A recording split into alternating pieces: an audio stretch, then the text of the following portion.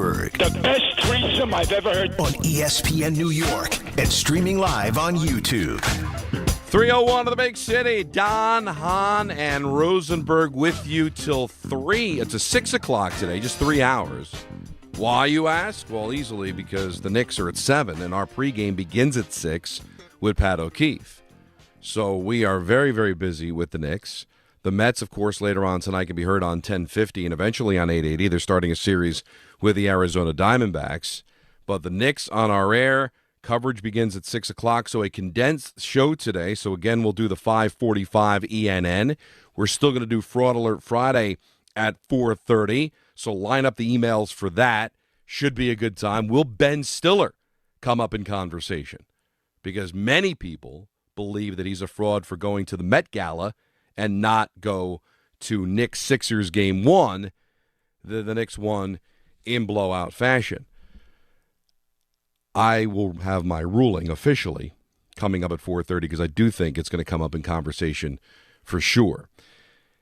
We don't know about Embiid. We don't know about OG. Knicks have a 2-0 series lead. Pistons won last night. They blew a 14-point lead but still won the game against the Cavs, so they're up 2-0. So they haven't shifted to Cleveland just yet, but the Pistons finding their sea legs here. They've now won 5 straight postseason games for the first time since 2008. So is Detroit climbing back into the conversation as not just an eventual opponent for the Knicks if they get by the Sixers, but a team that maybe could be a concern down the road considering how well they played against the Knicks in the 3-game regular season series. But what I find interesting is the Knicks are a 1-point dog in Philadelphia.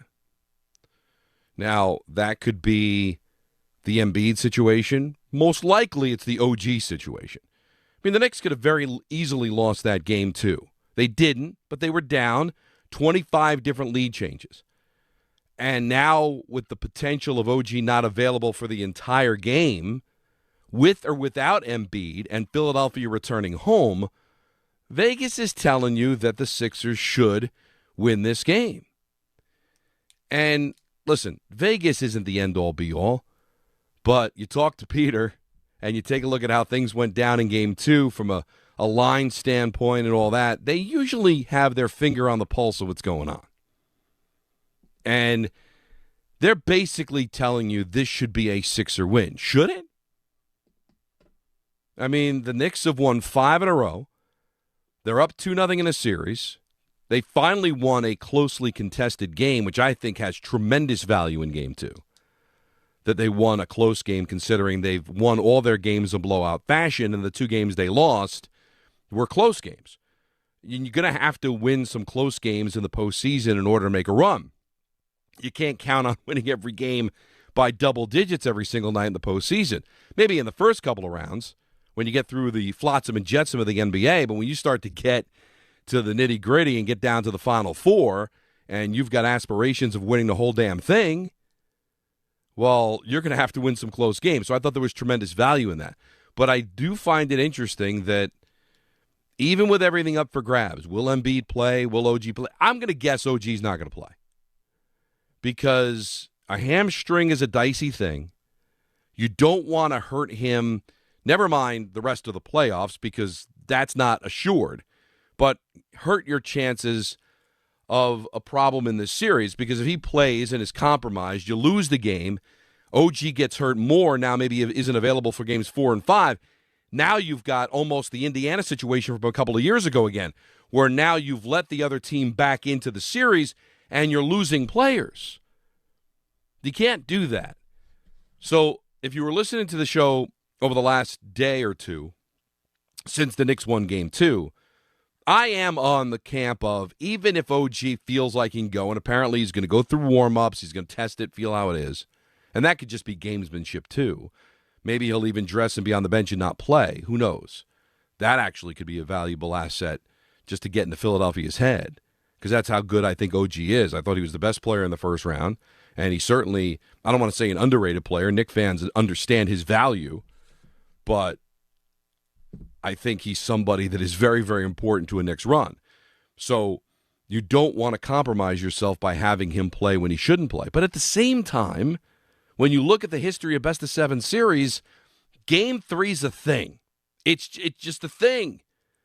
It was a thing a couple of years ago when the Knicks had a 2-0 series lead against Indiana. Almost win Game 3, but don't. Indiana creeps back in. Knicks players start getting hurt, and they lose the series. Ranger fans, Anthony will tell you, in 2022, it looked like the Lightning were dead. Rangers won the first 2 games. They had a 2-0 lead in Game 3. They blew that, didn't win another game in the series. Now, I don't think that's going to happen here because I think the Knicks are better than the Sixers. But all the more reason to dispose of them as quickly as possible and get focused and get healthy.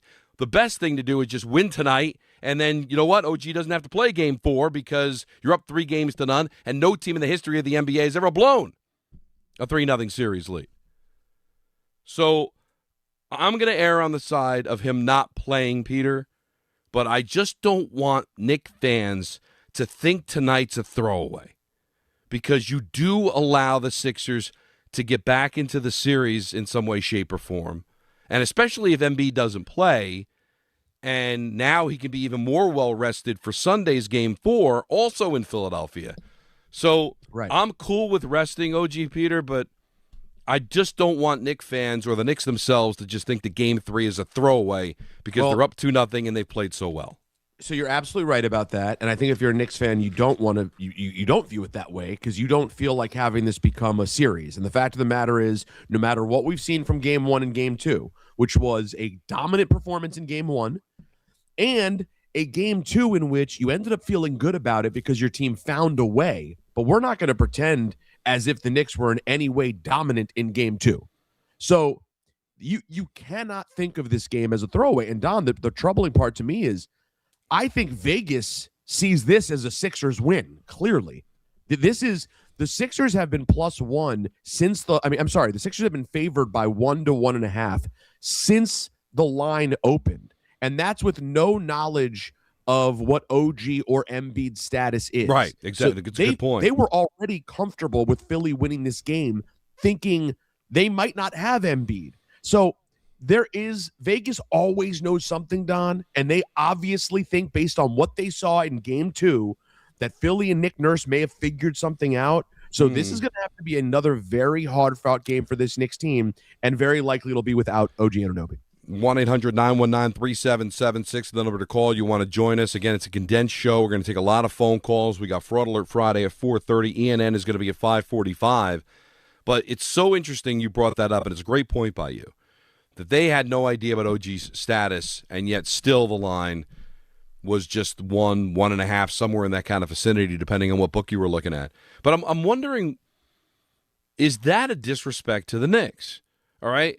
The Knicks have won 5 straight games. That was the only competitive game of the 5, and they still won the game. 25 different lead changes. They were the better team down the stretch, and they won by 6.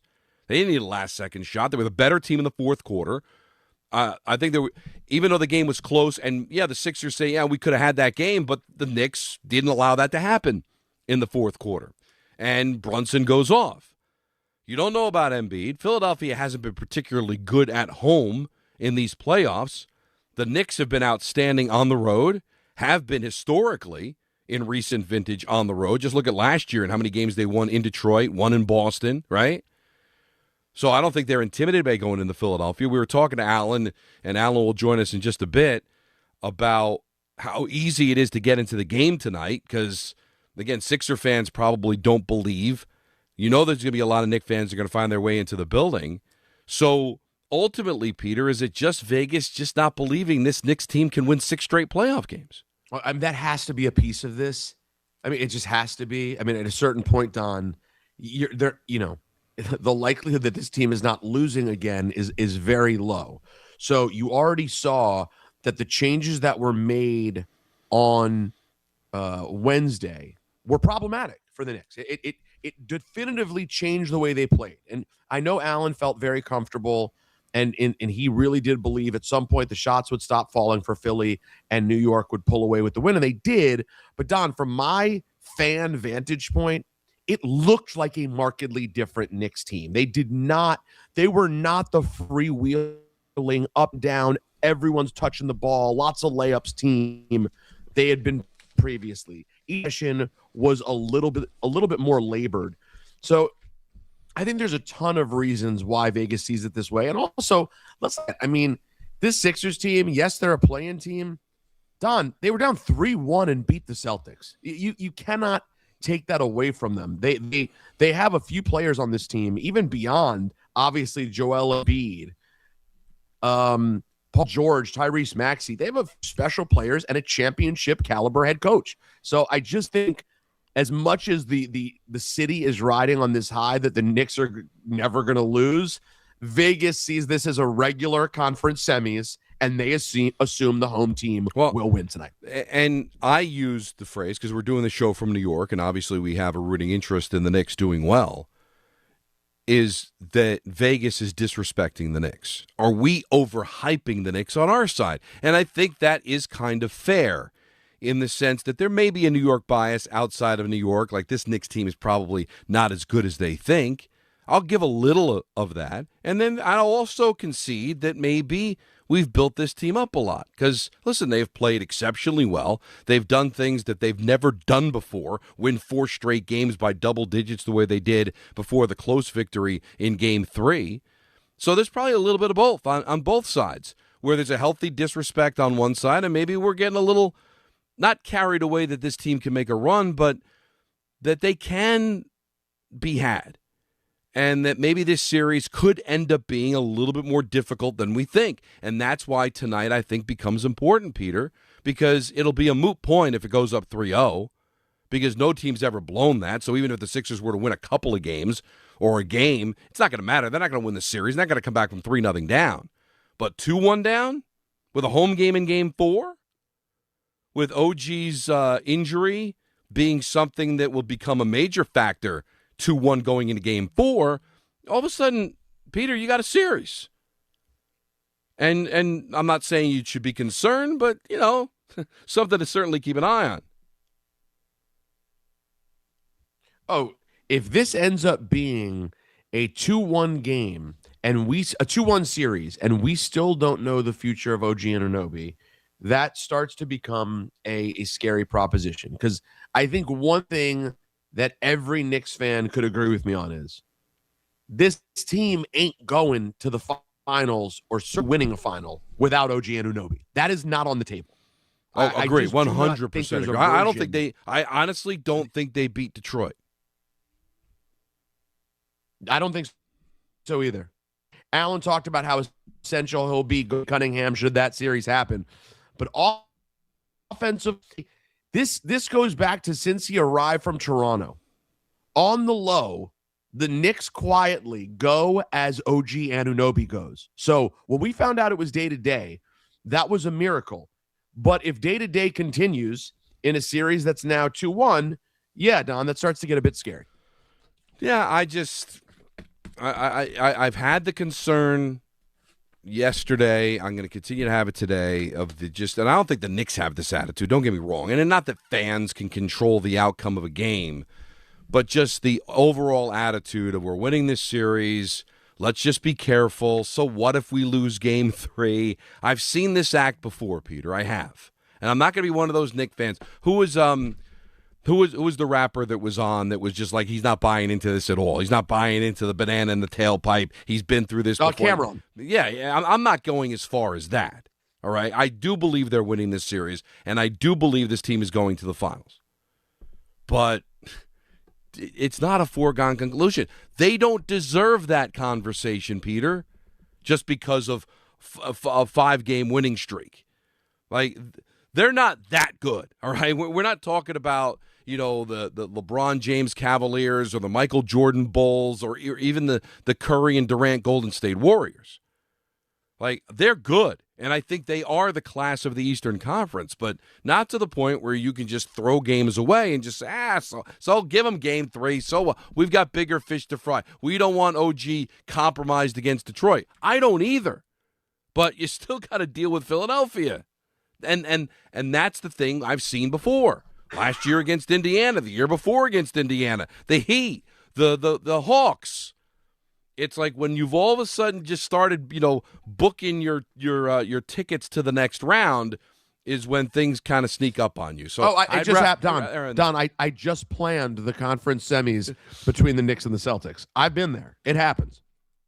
Yeah, so be a little careful, be a little leery. That's all I'm saying. 1-800-919-3776. We want to be able to take your calls on the Knicks and how you feel. Am I being a nervous Nelly? Or is there a little bit of concern that I don't want to be in a position to be throwing Game 3 away? 1-800-919-3776. Let's go to Dennis in Center Reach. He gets us going here on Danhausen and Rosenberg. What's up, buddy? Hey, Don, how are you, man? Yeah, great conversation you guys are having. Listen, this is what happens when you get OG. This is his whole career. He's always hurt, right? So, it's nice he lasted the full season, but, it's just bad timing that he got hurt. But what I wanted to ask you guys is, I'm watching these games last night, Pistons and Oklahoma City. I don't know how the Knicks are beating these two teams, man. I mean, Detroit is unbelievable. They're physical. They're going to go at town. I'm just assuming that Detroit's going to win this series, but judging the way Cleveland looks. And the Thunder are just unbelievable. I don't know whoever they play. I think they're going to sweep. They're that good. But, yeah, I think this is the Knicks' only opportunity this year. Like, if you think about next year, guys, the Pacers are getting Halliburton and Zubac back. They may have a top 4 pick in the draft. If they get that, I mean, they could be the number 1 seed. Giannis is going to come back. I think he's going to get traded to Cleveland if Cleveland loses. So that's a super team. And the Knicks are just an older team, man. If you look at the ages of these guys, Hart, Brunson, Towns, they're in their 30s. Like, you don't get healthier. You don't get better in your 30s, right? So I just think this is their best opportunity, and I'd hate to see them blow it. Well, clearly, I think we knew that, right, Peter, going in, and thank you for the phone call, Dennis, that this was going to be their best shot because Halliburton's going to come back. We'll see what the Celtics end up doing. And there's always – and Detroit's only going to get better, right? I think they're going to learn from all this. I'm not, Peter, guaranteeing the Pistons get out of the series with Cleveland, and they did blow a 14-point lead last night, but they're up 2-0, so they got to feel pretty good, but they haven't even played a game in Cleveland yet. But, no, I think the avenue is this is the opportunity. This is the perfect opportunity. But you got to go out and you got to do it. Before we get back to the phone calls, I just want to bring this up, and we're going to have we're hoping to get Rich Cimini on in the 4 o'clock hour. Breece Hall has extended with the Jets, 3 years, $45.75 million. That's great news if you're a Jets fan. Looked like he had 1 foot out the door for a while. He was pouting because he didn't get extended, didn't get traded, said he wanted to stay here. I thought he played hard, Peter, at the end of the season last year, for sure. And now he is going to be a part of what the Jets are doing moving forward. So, listen, he's one of the best running backs in the league. He's now locked up. You've got, a wide receiver in Garrett that's got to be pretty happy. A team that's starting to look, with Frank Reich now in charge of the offense, that they should be able to score some points this year. So I just didn't want to be remiss that just before the show started, Breece Hall locked up with the Jets over the next 3 years. And can you imagine if they get Big Russ, Mr. Unlimited on this team? Wow. High octane. Well, you'd be just praying he doesn't play. I love the headlines about, he's deciding between, CBS or the Jets. Like, I'm either going to decide I'm going to play with the Jets or I'm just going to be out of football completely and go to TV. So, by the way, I think you'll be in lockstep with me on this take. How weird is it that Russell Wilson in football has a terrible personality? It's not appealing to players or fans at all. Mike Tomlin is a player's coach, and as a fan, you watch him and go, man, that guy's cool. I wish he was my coach. And yet, when it comes to doing TV, I feel like Russell Wilson will be really good at it, and I don't have an interest in Mike Tomlin. Yeah, it is interesting, but I could be surprised by both. But I could see Russ's nerdy way really working as the color guy in the booth for football games. I guess. But Alan, and we welcome Alan Hahn into the fold here. Hello, boys. His choice is between the Jets and television. Not Jets, Falcons, not another team. No. It's 1 foot in, 1 foot out, basically. What are we going to do? Well, how did we get here?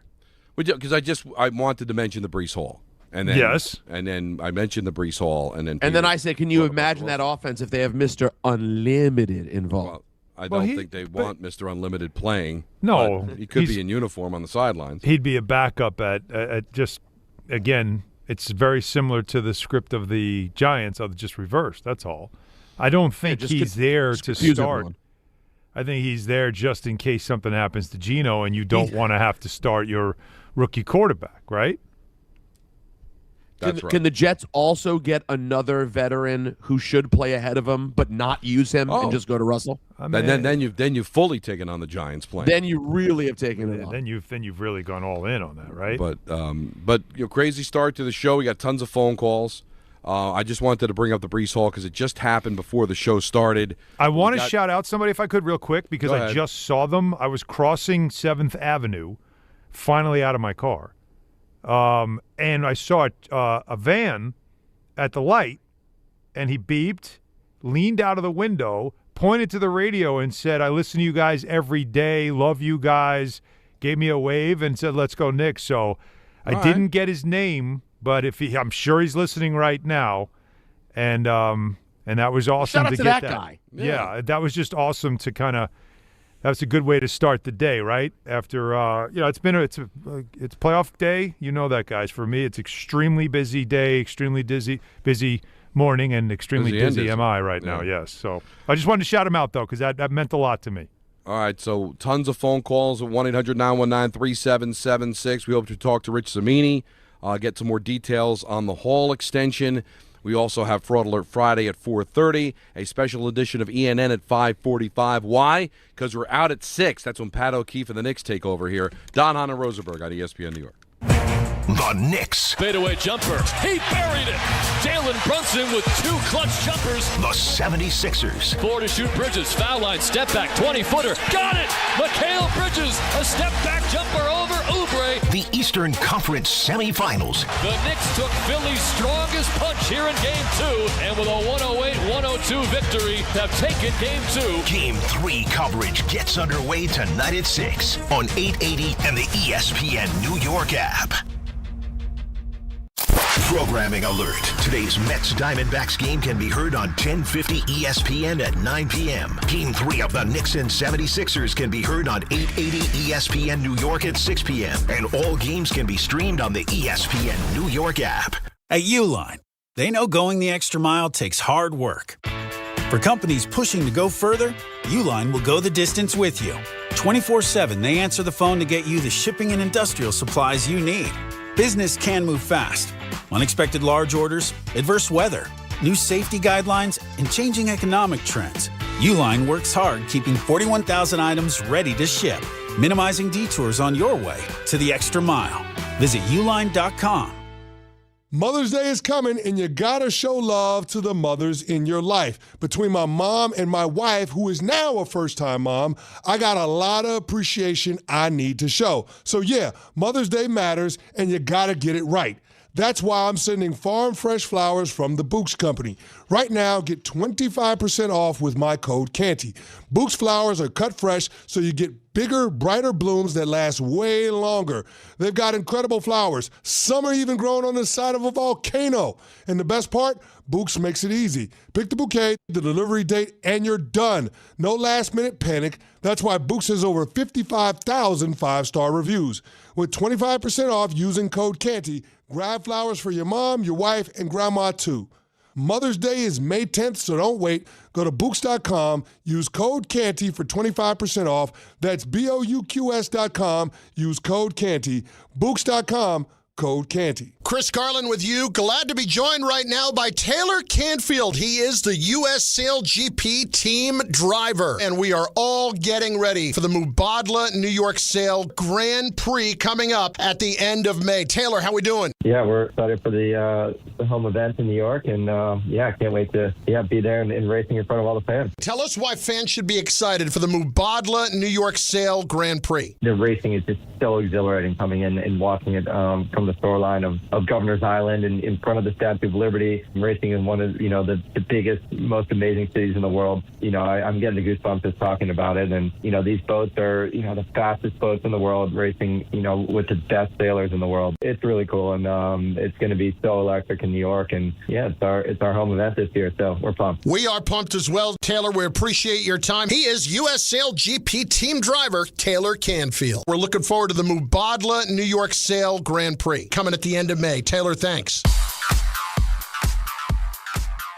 And now let's take a look at the traffic with Brandy Scott. Hey there, guys. Good afternoon and happy Friday, but already not a happy ride out there on the roads no matter where you're headed. Staten Island Expressway westbound just jammed heading over to the West Shore. Backed up across the Verrazano into Brooklyn. You're bumper to bumper on the westbound belt from Flatbush Avenue.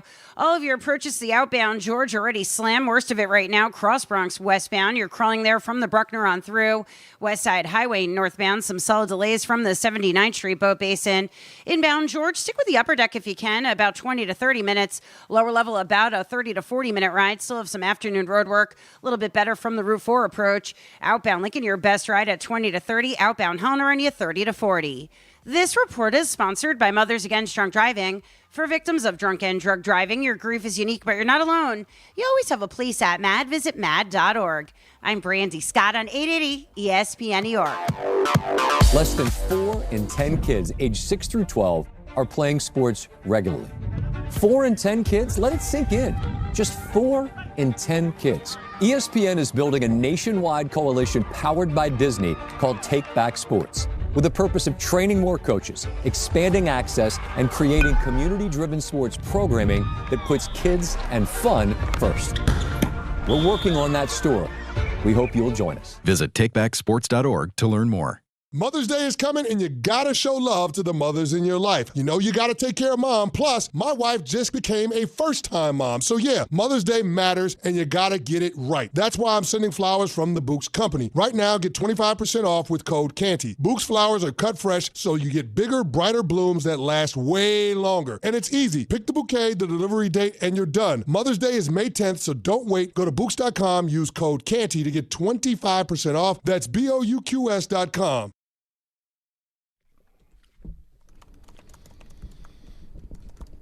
Today's Mets-Diamondbacks game can be heard on 1050 ESPN at 9 p.m. Game 3 of the Knicks 76ers can be heard on 880 ESPN New York at 6, with Pat O'Keefe starting our coverage. All the games will be streamed on ESPN New York's app. And again, thanks to the Mets for making that move. Anytime they're going to be up against the Knicks, they'll move to 1050, and the Knicks will be on 880. Quick programming note, again, we are going to hear from Rich Cimini, and he will join us at 4 o'clock, give us details on the Breece Hall extension, 3 years, over $45 million for him, so that's good news certainly for Knicks fans as the Knicks get ready for this Game 3. And, Alan, you joined us a little bit later, so what I had opened with was just the fact that I think the Knicks are in good shape, but Vegas is kind of telling you that this could be a close game and probably a game that the Sixers could win, because even with Joel Embiid's possibility of playing in doubt, they're a 1-point favorite tonight. Despite the fact they haven't been good at home, despite the fact that half that building might be filled with Knicks fans, despite the fact that the Knicks have won 5 straight. So as much as I'm in for resting OG and being careful because you're up 2-0 in the series, I don't feel good about throwing away a Game 3 in a best-of-7 series. I don't want to let this team back in. And I still want to see them get this victory tonight. I'm not throwing anything away. Of course not. And that's not the mentality this team has had. That's what's been interesting, right, since they kind of flipped it. It seems like this Knicks team understands it. Listen, this is the 3rd time, I think. Let me get it right. My head's spinning right now with all the stuff that I've been doing this morning with the pregame show. This is the 4th time. 4th time. So each year, they've been up 2-0 in a series. The first time was against Philly. Mm-hmm. The second time was Indiana, second round. And then last year was Boston. They haven't won Game 3. They always lost Game 3. And so that's something I think you have to, like, if you're a team, that's the next thing you challenge yourself about. Is it, I know we are talking about the other team, right? Right. This is not about that. This is about you and where you are right now. Because how many times have we said, we'll know more about this team, or what do we know about this team? They have to prove this, they have to prove that. And this is another proving moment for them. You got a team that's tired and on the ropes. That's what you got. It showed in the fourth quarter of Game 2. They're tired. They used that excuse for Game 1. Oh, we'll get a day off, we'll get rested, we'll be fine. That didn't work. They got tired again in Game 4. So you're going to tell me that they're not going to be tired in Game 3 either because they're home? So I think it's more about you and your approach. And if you're the Knicks, you sit together and you understand, we've been up 2-0 3 other times, and every time we give that Game 3 away. Can't do it here. So that has to be the approach, because I do think it makes Sunday's game, which, by the way, 3:30, quick turnaround. Yeah. Think about that, too, as far as the fatigue factor goes and injury recovery. So if I'm the Knicks, I'm like, this is the one that matters more. Not, we just got to get a split. No, we got to go up 3-0. Because then Sunday is the house money game. Sure. And by the way, you go up 3-0 Sunday, well, now you're going to get 1 million New Yorkers down there buying up all the tickets on the secondary market because you're down 3-0. Nobody's ever come back from 3-0 in NBA history. So if you're a Sixers fan, you're selling your tickets. Yeah. But that's house money Sunday, knowing you've got the rest of the series in your back pocket with 2 home games. Does that make sense? Yeah, because that's how I'm looking at it. If I'm in that room, if I'm in the organization, that's my message. Tonight's the must-win. We got to get this one, and then we have a stranglehold on this series. And then you're in really good shape. 1-800-919-3776. Jeff in New Jersey. You're on Don, Hahn, and Rosenberg. What's up, Jeff? Hey. How's it going? What's up? All right, thanks a lot, Jeff. Let's go to Steve in New Fairfield. You're on ESPN New York. What's up, Steve? Hey, fellas. This is not personal, believe me. I respect all you guys' opinions. I listen every week. But this is something that irks me about the media. The media will constantly talk about, well, that's a fan. Fans are reactionary. The media drives that pulse so much. It's unbelievable. What you were talking about, does Vegas know something because it's 1.5? What the hell does Vegas need to know? Philly, before the season started, it was considered Knicks and Detroit and watch the magic. And if the Sixers ever have it together and Embiid's fairly healthy and they're motivated. So now Philly lose to the team that we say, if we play Boston, man, it's going to be a war. So now they beat Boston, and now we're going to Philly at their house, and we're up 2-0. But by Philly being up 1.5, that's supposed to be like, what does Vegas know? It should be that way. The Knicks don't win by 40. I don't care if we win 78-77. I could give a rat's butt. This is how it's supposed to be. There's ebbs and flows. Nurse is going to make adjustments, and people thought Sixers wouldn't get into us a little more in Game 2. They're definitely better defensively, so just irritated always with that premise. Well, no, but what my angle was that the theme yesterday, I don't know if you listened to yesterday's show, Steve, was let's just rest OG. They're up 2-0. Let's not take any chances. Right. And I kind of understand that because I don't want him compromised because you got bigger fish to fry, right? I just didn't like the general attitude of, we're winning this series anyway. That should never be the attitude of any players, and I don't think fans should think that way either because this team hasn't done enough, even though they've been great over the last 5 games, certainly the first 4 of those 5 games. Right. But they're not the Golden State Warriors with Durant and Curry. They're not the Michael Jordan Bulls. And I just brought up Vegas because they usually have their finger on the pulse, and I'm hearing a lot of fans, and media too, saying, this is over, and I'm just trying to remind people that Vegas, who kind of knows what they're doing, is basically saying the Sixers should win this game tonight. So it can't possibly be over. I'm misreading your statements a little bit, and I'm on par with you. I agree. Yeah, Vegas is saying that because there is a reason to. I agree with you. You go after every game hard, but for people to think like, why is Philly favored by 1.5? Why aren't we winning by 35 every game now? My God, no, I get it. I, Stephen, thank you for the phone call. I'm just a little surprised just because Philly hasn't played well at home. They don't know if they're going to have Embiid. Let me throw a couple of things at you because and when we talked about this on the call when we did our meeting. Number one, the Knicks have won 5 straight playoff games. That's the second longest streak in franchise history. Vegas is going, I mean, do you really think they're going to go to 6 in a row? Like the unlikelihood of that, right? So put that in there. There's the uncertainty of OG Anunoby, who's a critical player for them. So there's uncertainty there. You're on the road. You've won, I think, 6 straight games in Philly, going back to the clincher that you had in Philadelphia 3 years ago, right? So put all that together, and it's like the likelihood of all of this continuing is negligible.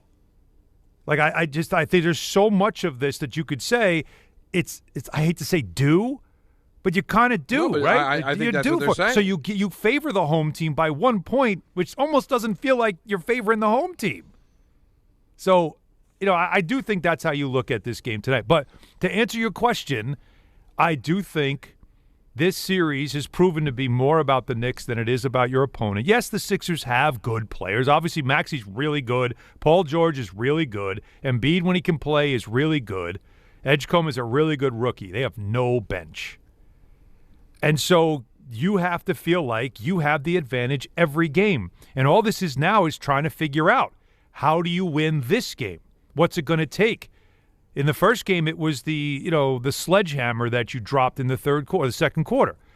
In the second game of the series, it was outlasting them in the fourth quarter and making the shots that mattered in clutch. What's tonight going to be? Staying out of foul trouble?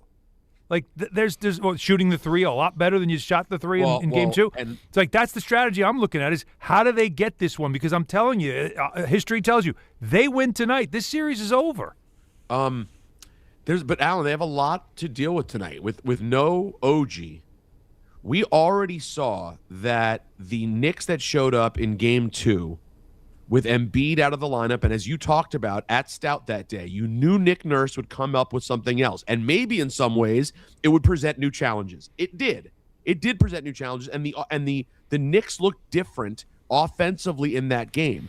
Now, Alan, yeah, but you saw them now. Now you know what he's going to do. Yes, but now they'll have to deal with it in all likelihood without OG Anunoby. So it's another new wrinkle. It's like this is the third game, Alan, but it's the third different storyline that you have to deal with as the Knicks. I know, and you got to adjust from game to game to game. You got to figure it out. You got all right, what's it going to take? But do you know what the most important thing is? You still have Towns, who's only think about this. He only played 20 minutes in game 1. Because of foul trouble and because the fourth quarter he didn't need to play. And he played 27 minutes in game 2. If you can keep him on the floor for 30-plus minutes, he's been really good. So there's that. You still have Brunson, obviously. That's important. Bridges has played very well. Robinson is back. He didn't play in game 2. That's a difference maker as well. And now you'll need who's going to step up. Deuce McBride, Landry Shamet. Who's it going to be off the bench? Clarkson, who's going to give you a game. Because every playoff run, there's always that one game where it's the guy that no one saw it coming, and he gave you something off the bench in a big spot, and that's what you're looking for tonight. Who's that going to be? Again, this is what makes it fun. Do you agree, Alan? Another fascinating thing about this series, if you were to ask, and I want to say objective. I don't mean Knicks fans or Sixers fans. Right. If you were to go to non-Knicks and Sixers fans and have them power rank the top 4 talents in this series, who I believe are Brunson, Cat, Maxey, and Embiid, they could be ranked in a different order by every person you ask. That's how talented. Like, I really do think we talk about the talent of the top 4 players in this series, and that's being disrespectful to some of the guys who are right there on the outside of that top 4. But don't you agree that, and the reason it popped in my head is you were being sort of intentionally / unintentionally dismissive when you're like, oh, well, Maxey's good, Embiid's good. I'm acknowledging that these are good players. Embiid is one of the when Embiid is fully healthy. When is he? Well beyond good. Is he? When is he? Almost never. Right. But Embiid that you got even in the game 7 against the Celtics, that is a potent and dangerous player. And you never know when he's going to pop up. Right. Because it seems like, Alan, one game he's holding his leg, you think he's half dead, and then the next game, Michael Myers, he's back. But that's what the Sixers always talk. Like the idea that they're going to see how he feels before the game when he warms up. First of all, I think a lot of this is, this is all This is gamesmanship. Yeah, it is a lot of times with this. He stays questionable until the last minute, and then all of a sudden he plays and he looks fine. And that's why he doesn't play game 2. So he gets a couple of days off and can have like his battery as close to 100 as he can, knowing how important game 3 is. I'm not dismissing any of that. I'm just looking at it from the fascination of like, how do you again, I'm looking at it from the Knick perspective.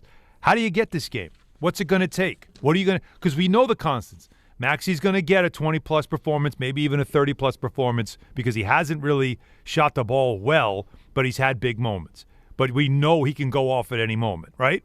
And Bridges has done a good job on him. You know he's watched film. So there's that. There's also the Towns thing. He hasn't really played much yet. Is he going to figure out how to stay out of foul trouble? And then it's the equalizer. Him and Embiid are just having it out because they both stay on the floor. That's a huge factor in this. One or the other doesn't play a lot in this game for various reasons, whether it's an injury, whether it's foul trouble. That's a major factor. You know, like not having OG is obviously a huge thing, but who fills the blank in one game? One game, who fills the blank? There's so much of that tonight that I'm looking at, which is why it's a, Sixers laying 1. And not what game 2 was. Knicks laying 7.5. Come on. Like 7.5, then 10.5 once you found out Embiid was out. Like that's a ridiculous spread. So this feels more like what you'd expect when the better team is on the road and the home team is still a very dangerous team. That's what you expect tonight. This should be, I hope so anyway, an epic game. It could come down to a last couple of possessions again. So that's what I'm trying to figure out. What's the avenue to a win for the Knicks? How do they do it? Because an avenue to a win tonight, the series is a fait accompli. Yep, they're not coming back from 3-0 down because nobody ever has. Nobody ever has. In the NBA. 1-800-919-3776. More of your phone calls. Rich Cimini is going to join us at 4 to talk more about the Breece Hall extension. Fraud Alert Friday at 4:30. Special ENN at 5:45 because we're out of Dodge at 6. Pat O'Keefe's going to take over coverage of Knicks Sixers Game 3 from Philly. Danhausen and Rosenberg, ESPN New York. The Knicks. Fadeaway jumper. He buried it. Jalen Brunson with 2 clutch jumpers. The 76ers. 4 to shoot Bridges. Foul line. Step back. 20-footer. Got it. Mikal Bridges. A step back jumper over Oubre. The Eastern Conference semifinals. The Knicks took Philly's strongest punch here in Game 2.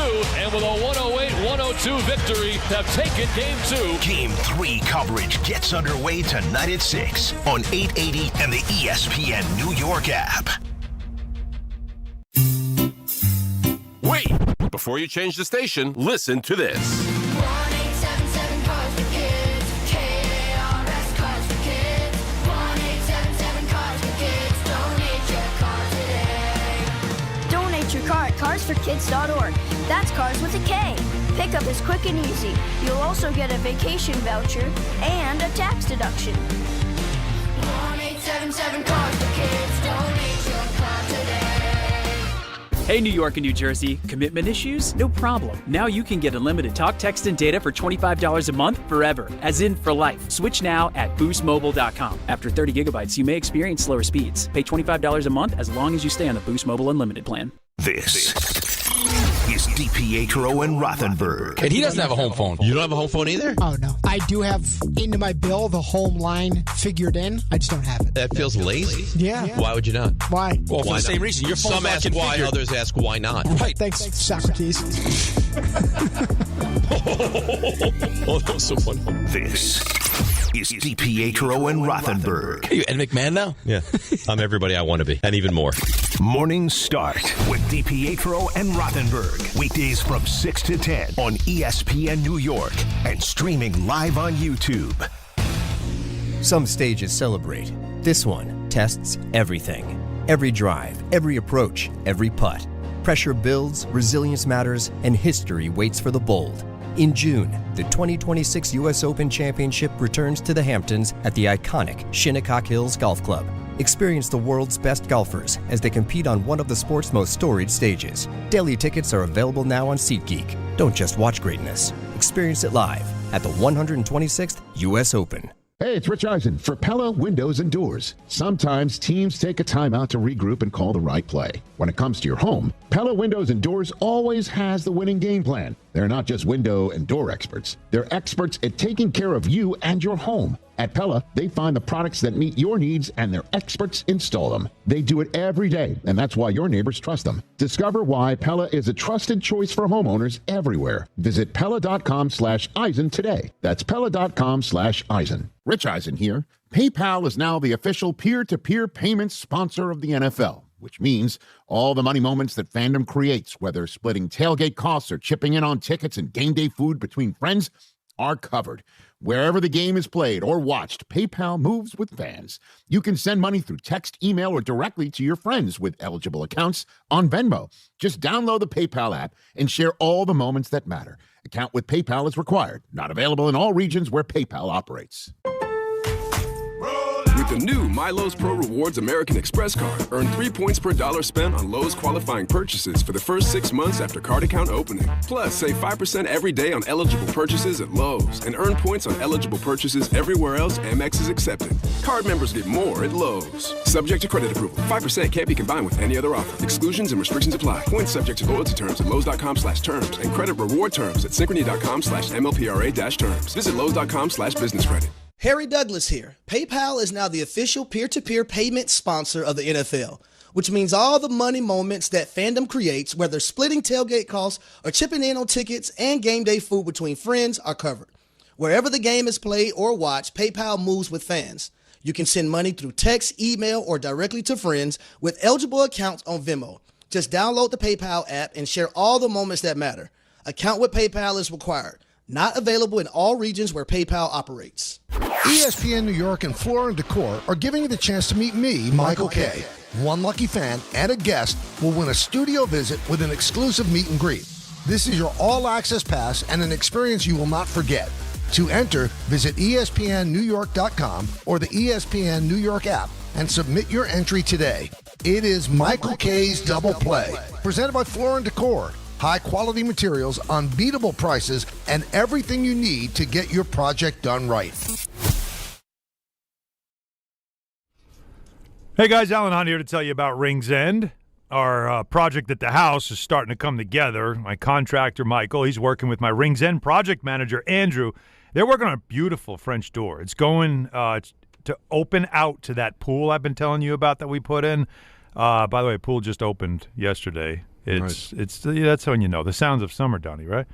So you asked me why you go with Rings End. Well, because they work with pro contractors who build and remodel for a living. The pros trust them. So, of course, I can trust them, and you can too. They have all the premium brands, not just in doors like I'm getting the French doors. They have windows, decking, paint, lumber, kitchens, all the things that you would need to upgrade your home. And this is usually the time of year that you want to do that stuff.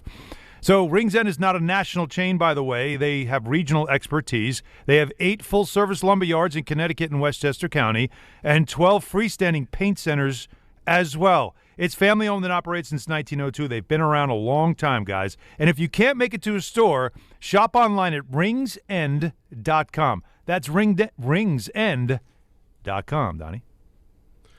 1-800-919-3776. Back to the busy phones, and let's talk to Jay in Queens. You're on ESPN New York. Hi, Jay. Hi, good afternoon, guys.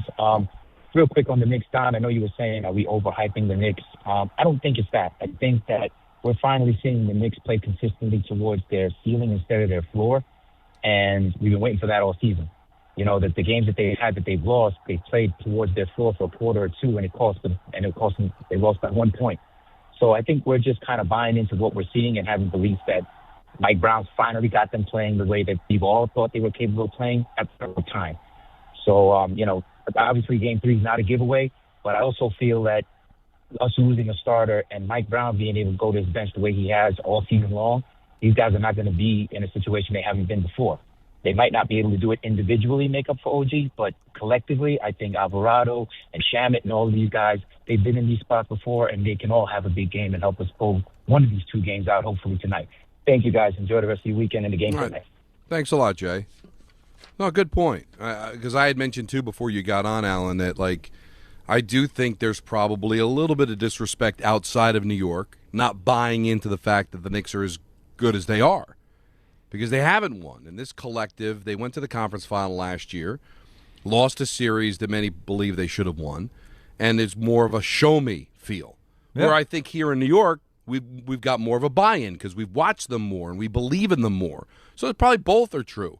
There's probably an underrated aspect outside of New York and maybe a tad overrated inside New York.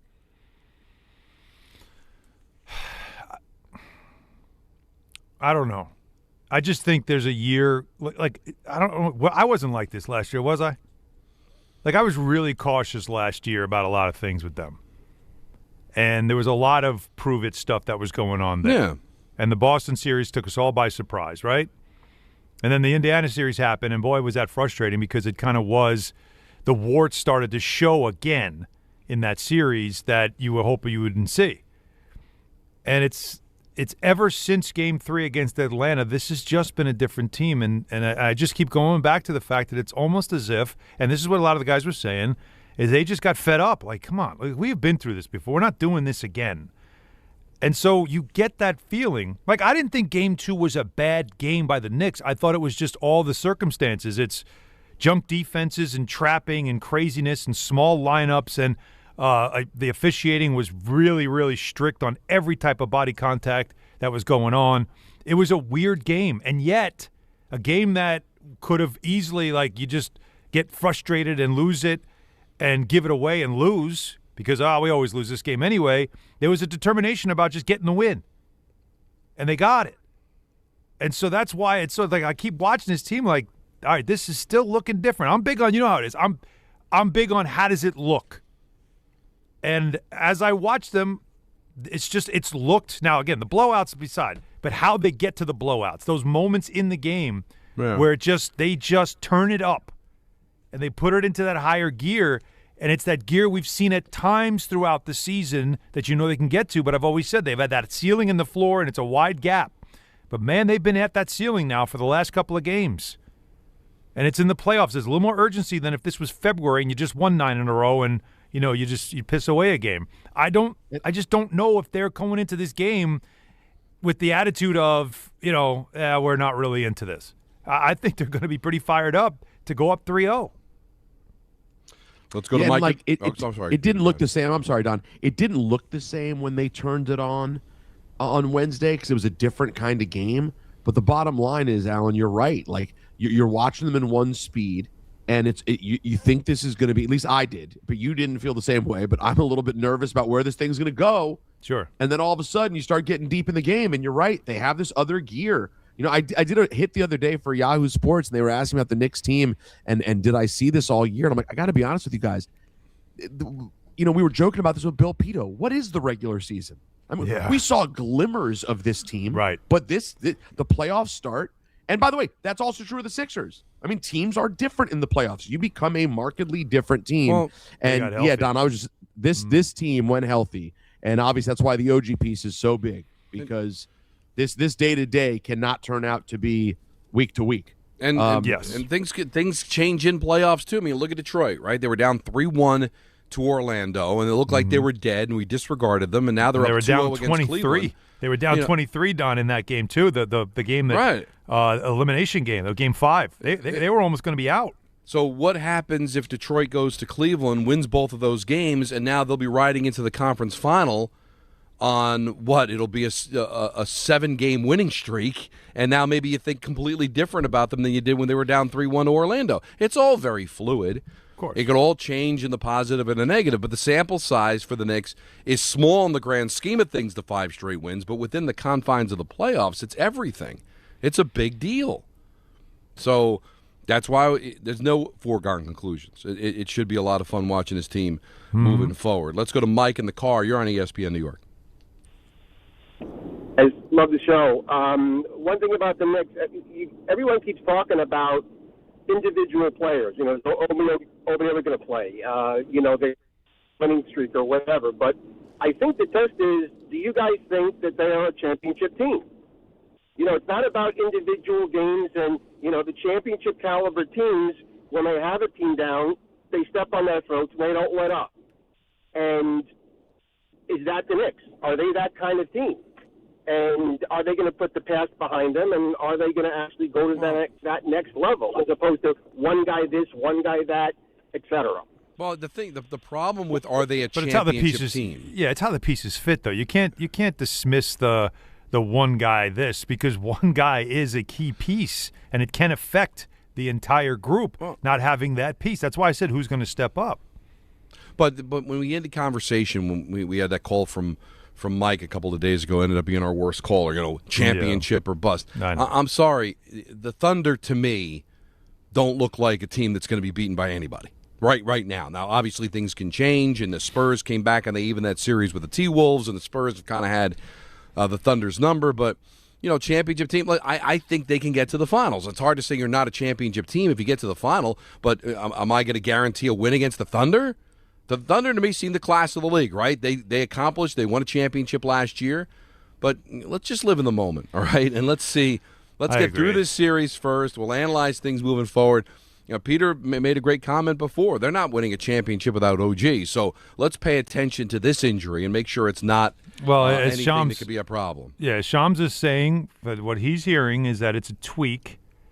And, that he really does want to try to give it a go tonight, that it doesn't seem serious. And that the fact that it's a tweak and not a true pull or any of that stuff is, again, that's the stuff that you want to hold on to and then see, do you just go all in tonight and try to get the win so you can look at Sunday as house money, or do you just say, no, sit because we don't have a big turnaround to Game 4 and we'd rather make sure we have you for that. And just a quick, I know we got to go, but a quick answer to that caller. Championship teams, let me remind you that the Oklahoma City Thunder were down 2-1 in the second round to the Denver Nuggets. They were down 2-1 in that series. All right, let me also remind you that they won their first 2 games in the conference final against Minnesota and lost Game 3 by a lot. They lost by 42.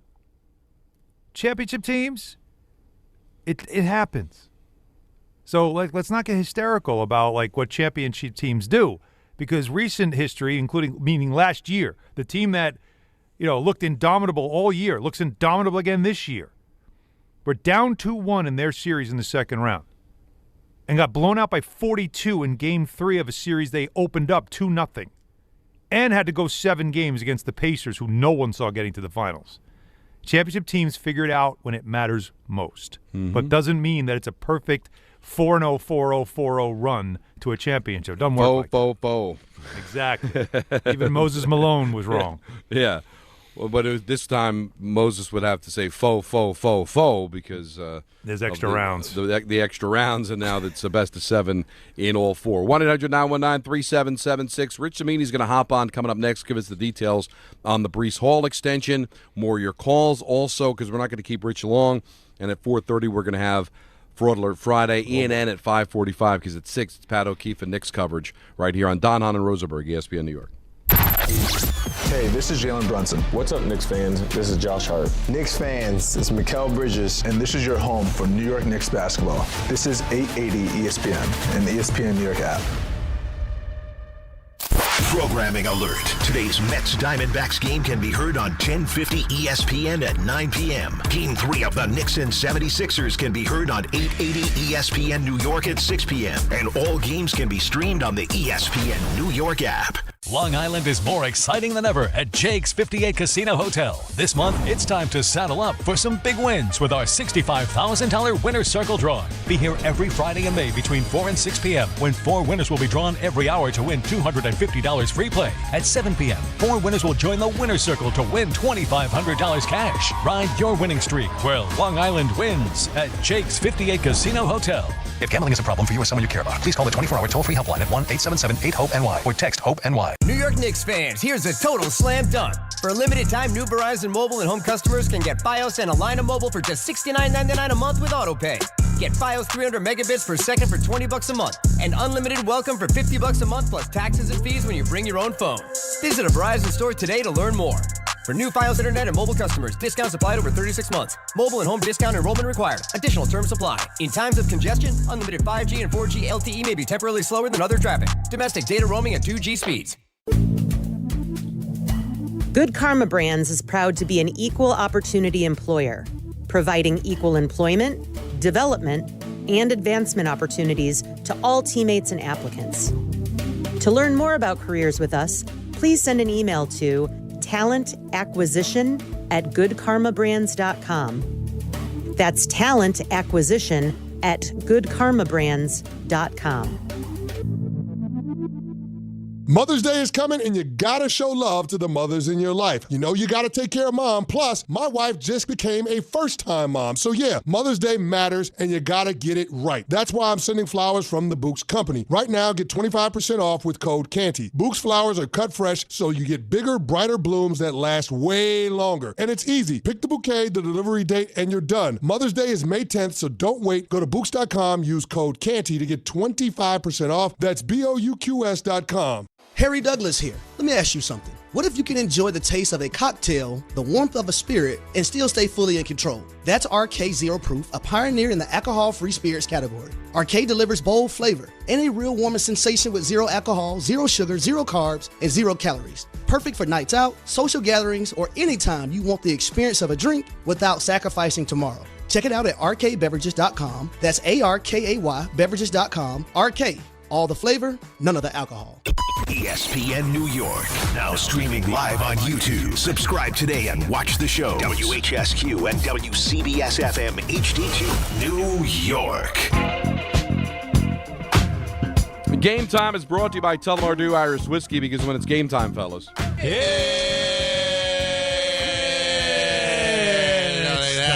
I like that. Knicks, Sixers Game 3 coverage immediately following us on 880 at 6 o'clock. The Mets visit the Diamondbacks. You can hear that game on 1050 at 9, and will be on 880 following the Knicks. And the Yankees are in Milwaukee to face the Brewers at 7:40.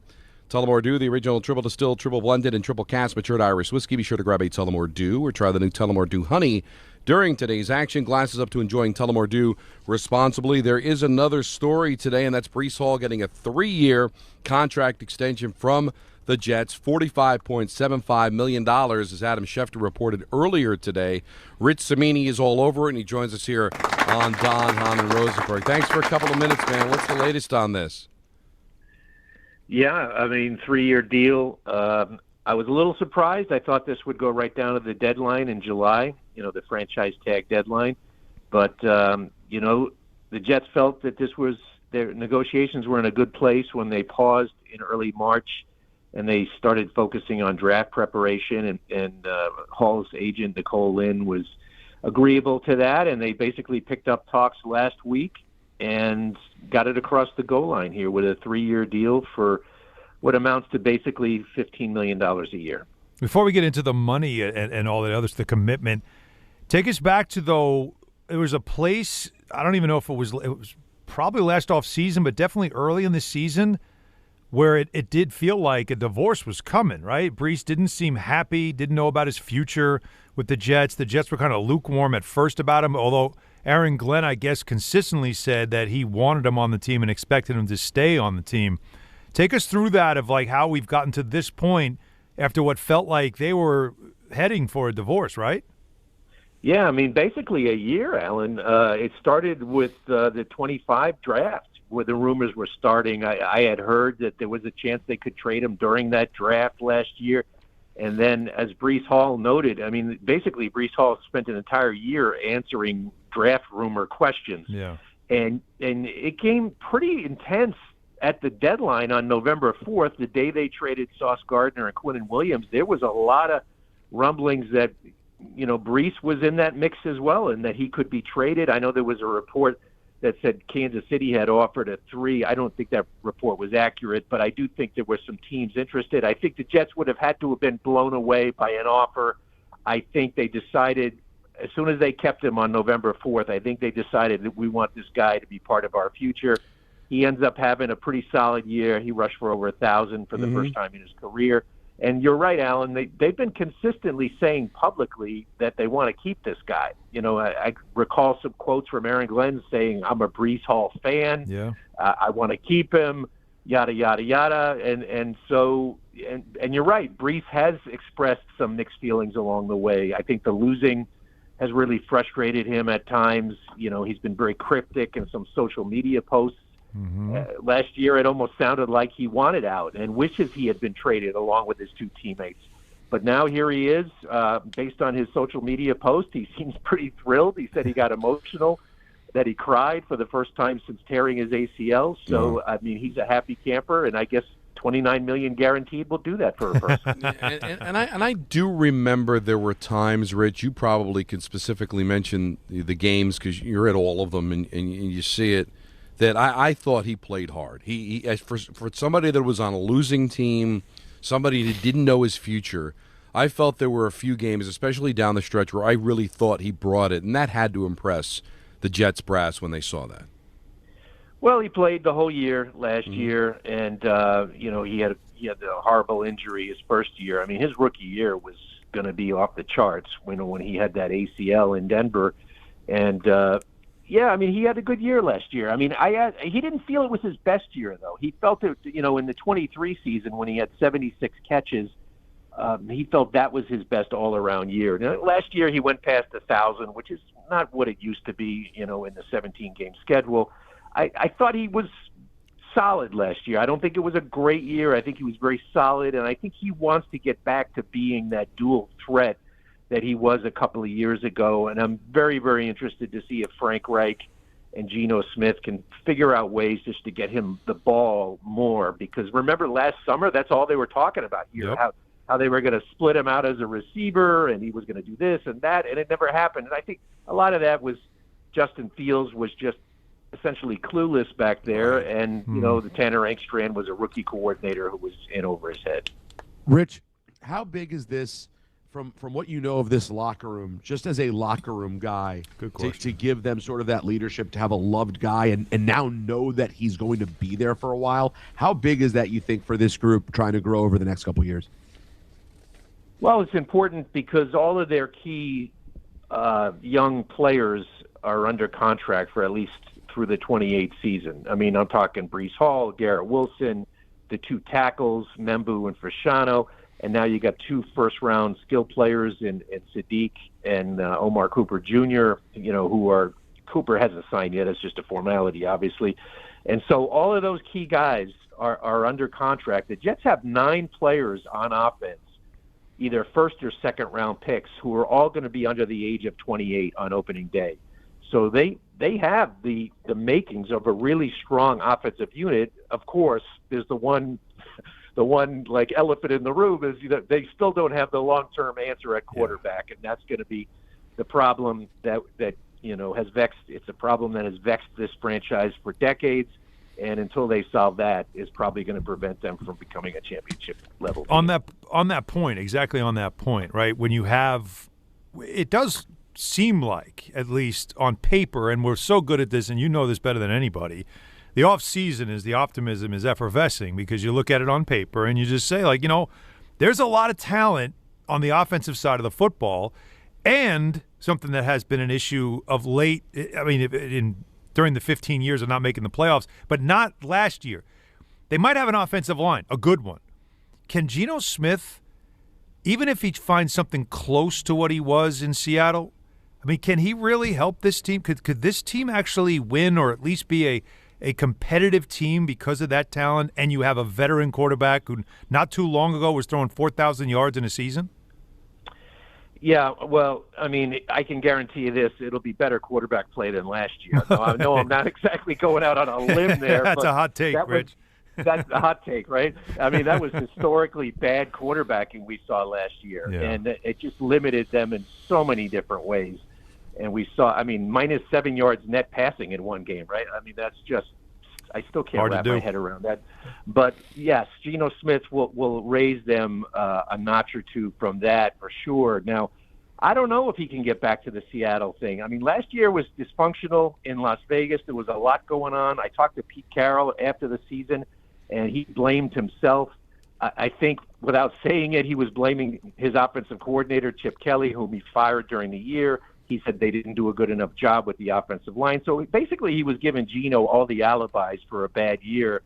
So we'll find out, was it all Las Vegas, or was some of it, the slipping of a quarterback in Geno Smith? So that's going to be fascinating to see. Well, Rich, enjoy your summer, and it won't be that long before the preseason starts, and we're at it again, man. Thanks so much. All right, guys. Good talking to you. See you, Rich. All right, that's the great Rich Cimini. Now, I'm big on having the right game plan on the ice and at home, which is why I use Viking Pest Control myself. As the pest control provider and proud partner of the New Jersey Devils, Viking has been protecting homes for over 45 years with expert pest control service and solutions tailored just for you. From ants and cockroaches to rodents, stinging insects, and backyard mosquitoes, Viking keeps pests out of your house and out of the play. Bundle pest control with mosquito services and save big. One call, one company, total peace of mind. Visit VikingPest.com. Viking Pest Control, protecting your home inside and out. It didn't come to me while I was talking to him, guys, but the one specific game, and I looked it up while we were doing that interview, and I remember saying it at the time, that impressed me about Breece Hall was that game in Baltimore. Jets lost that game 23-10, but they were trying to fight back in the game. Mm-hmm. And if you remember, I don't know if it was a reception because he had a lot of receiving yards in that game, actually 75 to the 44 on the ground. Got near the goal line, and he was given a second, third, fourth effort to try to get into the end zone, fumbled the football, and the Ravens recovered and basically iced the game. And then they showed Hall on the sidelines. He had his towel over his head. He was like devastated. And I remember commenting that Monday, the next day, about, the Jets are out of it. Hall doesn't know if he's back, and yet he's busting his ass trying to score a touchdown in a meaningless game. Right. Like, that impressed me. That was the moment that kind of impressed me, where maybe it impressed the Jets, too, to say, here's a guy that really could have one foot out the door, and yet he still wants to be here and still working hard. And I think this is an excellent move by Muji and the Jets. It really does also. It shows you kind of a turn. And I hate to use that word because that's literally what Aaron Glenn kept referring to, when this thing turns. And I feel like he's like a key piece in that. Because, look, Sauce said it. He didn't want to go, but they traded him because of what they got for him. I don't think Quinnen Williams is crying that he's not in New York anymore playing for the Jets. But, like, there's been this sense of, like, that place was a sinking ship, and there were guys that couldn't wait to get out of there. And Breece, for a moment at that trade deadline, sounded like a guy that felt like, can I go too? I wish I could go with them. Right. But he now, you can see it. Again, money also changes everything. But I think what you're referencing also is a great example of him kind of saying, okay, no, this is where I want to be, and wanting to be here. And Garrett Wilson, for everything you want to say about him, he's never wavered. And knowing him like I know him, he's also incredibly defiant about anything that people say about the Jets. He takes it personal because he knows the history, understands it. And there's something about that tells me the question Peter asked, I thought was a really good question, because it can sort of start to create something in the locker room when guys want to be there and want to stay and be part of it, especially the ones that have been through the mud and the crap. So this is a very interesting turn of events when you consider a year ago where he was mentally and where it seemed like this was headed for him to now be paid to be a centerpiece of their offense going forward. Sure. And I just got the impression, guys, this whole time, it's like we've become so accustomed to seeing the posturing and the beginning of the end with a player, and you can just really get the sense like, oh, they're saying they want to go. They really want money. We saw it with Dexter Lawrence. We know where this thing is going. It's over. Yep. Breece Hall, man, he's always given, no, I want to be here. Like, I really would like to be here. And I love that this got done. And just, you're a team that's trying to figure it out. Do yourself a favor. And the Giants deserve the credit for this too, for moving on from the Dexter thing. Remove distractions. Like, let's get into a full off season, Don, and be ready to start building something, not thinking about a contract. It's an outstanding point. Let's talk about the money. Is it a good deal? Like, in the end, is it a good deal? 3 years, 45, 29 of it is in guarantees. Mm-hmm. The average is 15.25, which is third. Saquon and Christian McCaffrey are the two higher paid. Now, you could say, well, Breece Hall can say all he wants, but Saquon and McCaffrey are who you're trying to become, right? Yeah, sure.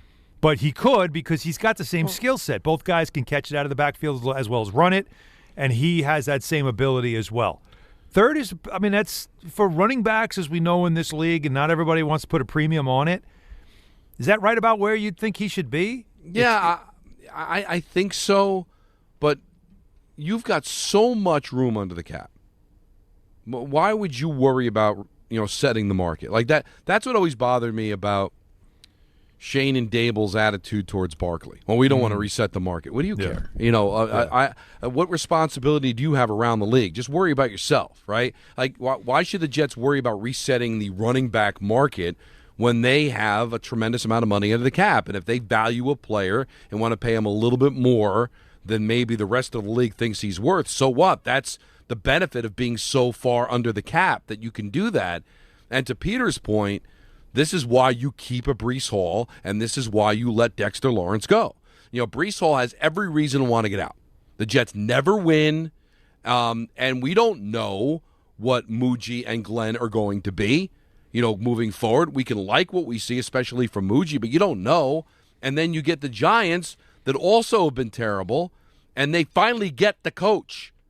And Lawrence still wants out? Like, Breece doubling down tells me that's a player that I want to build around. That's a player I want to keep. And if Dexter Lawrence is doubling down on getting out, even after we get one of the best available coaches out there, tells me, you know what, you're not somebody I want to build around. You're not somebody that's a foundational player, despite what your stats may be. Because I think that room is important, man. I think building around players like that are what helps you become a winner. I completely agree. So I dig what they did. Yeah, and again, it's the timing of it's right, but I'm not going to do it. I'm not going to start talking about, it's turning and all that stuff, because this is what we do. This is when Lucy starts singing her song, holding the football, bringing it out to the field. I'm not doing it. It's the off season. I still want to say it. Darren Muji, like, he has really proven to be a general manager that is in control, knows what he's doing, but I feel like is in charge. I feel like that's what the way he talks he has a voice of authority, and that is something that stands out to me. So this all bodes well and it all looks good, but I still got to get to the first couple of weeks of the season before I'm going to start saying, hey, things have really turned around. I get it, but don't listen. You look at the overall team and the history. Yeah, of course, it's going to take a lot for you to believe that they've really turned it around. But if you want to be specific to the GM, he's given you more than enough reasons to believe that he's the right guy. Will it lead to a championship? You know, we don't know. We don't know if Glenn's a good enough coach. We don't know how the whole landscape is going to look. But maybe for the first time since Parcells was here, that you feel like you've got a guy in the room that really understands how to build a team. Now, there's a lot of other things that have to go right for it to show up on the scoreboard. Oh, yeah. But I think Muji has done enough for you to believe, hey, I think we got ourselves a good executive here. I think this guy knows what he's doing. I almost think it puts more pressure on Glenn now. Prove to me that you're the coach. That you're running the defense. He talked about his superpowers. Okay, show me. Yeah. Like, this is all stuff now that's got to show.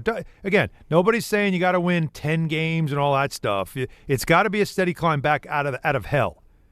But it's got to start looking like, okay, because the front office stuff looks right. Second straight off season where you just kind of look. The Fields thing was a bit of a risk and a gamble. Let's see what we can do, and it worked out poorly. Yeah. But everything else like Muji has done, he's done a really good job. And what he's got to keep is fat hands off everything. But the head coach, he's got to be the one now that I want to see week one. Is your team ready to play? Week one, you ready to play? Like, that's what I need to know, and you can't buy in until you start seeing that. Javier and Queens, you're on ESPN New York. What's up, Javi? What's going on, boys? Great show. I think what Muji did was like really smart. Like I think there's a great start to the weekend, and I think I'm just waiting for a late night video from Russ, maybe like a yo Florham Park. You know, maybe he makes his big announcement. What do you think? Yo, Jersey. Hey, yo, Woody. Hey, yo, Woody. But listen, with the Knicks. Sorry, guys. I'm having too much fun. With the Knicks, I think they have a great shot at doing it this weekend. I don't want to call – the thing is, historically, the Knicks haven't swept 4 games in a row in a 7-game series since 1999, right? So I just think it's improbable. So, like, I'm of the take one of two this weekend, but, they could very well take both. And I think I don't think you play OG. I think you don't play that game. Like you don't risk anything. I think even without OG, they could do it this weekend. So just stay the course. Well, they're playing great. that would be the perfect storm, right? To win without OG, have him rested, because then maybe you don't even play him on Sunday if you're up 3-0. And now that would be the perfect storm if you're able to do that. It's possible Philly folds just because the arena is just so full of Knicks fans. And also Maxey is also kind of prone to injuries, and he doesn't normally play. He jammed his finger on his shooting. He jammed his finger on his shooting hand, he said. So he's been dealing with that. His shooting has not been great, but again, he's also a guy that hit 2 clutch buckets against Boston to kill them in Game 7. So you don't ever take it for granted, which is why I just keep harping on tonight needs to be a pedal to the metal, high gear right from the gate, just understanding and having an urgency up 2-0, if that makes any sense, right, Javi? That's what I'm looking for from this team, is to know, I don't want to have to deal with any pressure on Sunday in an early game, a 3:30 game. No. This is the game you say, all out tonight. Empty it. And then you're in full control. Tonight's the bigger game. Let's squeeze in Vinny on Staten Island. You're on ESPN New York. I told the lady, I'm like, you guys. Hello? What's up, Vinny? I'll let you go. What's going on now? Hello? All right, thanks a lot for the phone call. Sail GP is the ultimate race on water. International teams go head-to-head in F-50 catamarans flying at over 60 miles per hour.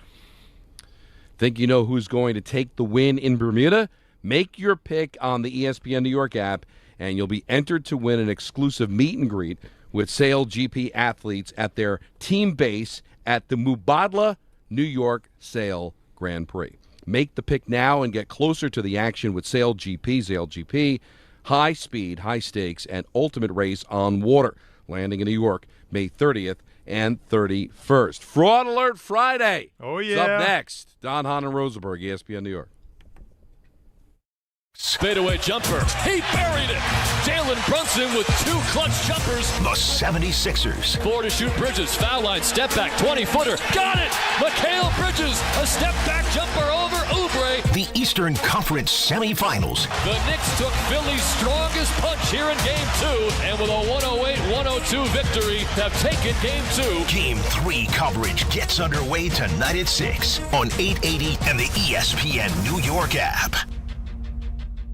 If you're heading into summer without a medical emergency kit, you're taking a risk most people don't think about until it's too late. Summer colds linger and can turn into sinus infections that last for weeks. Getting sick right now before vacation can derail everything. And when you're traveling, finding a doctor and pharmacy is stressful. That's why I ordered a medical emergency kit. It's like having urgent care and a pharmacy right at home. It includes essential prescriptions like amoxicillin and generic Z-Pak to treat a wide range of common and serious illnesses. So if you wake up sick at home or on the road, you already have what you need. No waiting for your doctor, no hours at urgent care, no pharmacy lines, no copays. Just match your symptoms to the right prescription in your guidebook or call their telemedicine doctor standing by. Start on your meds sooner and feel better faster. Every home needs at least one medical emergency kit. Order yours online in minutes and it's shipped to your door. And save $45 with my promo code 880 at urgentcarekit.com/880. That's promo code 880 at urgentcarekit.com/880.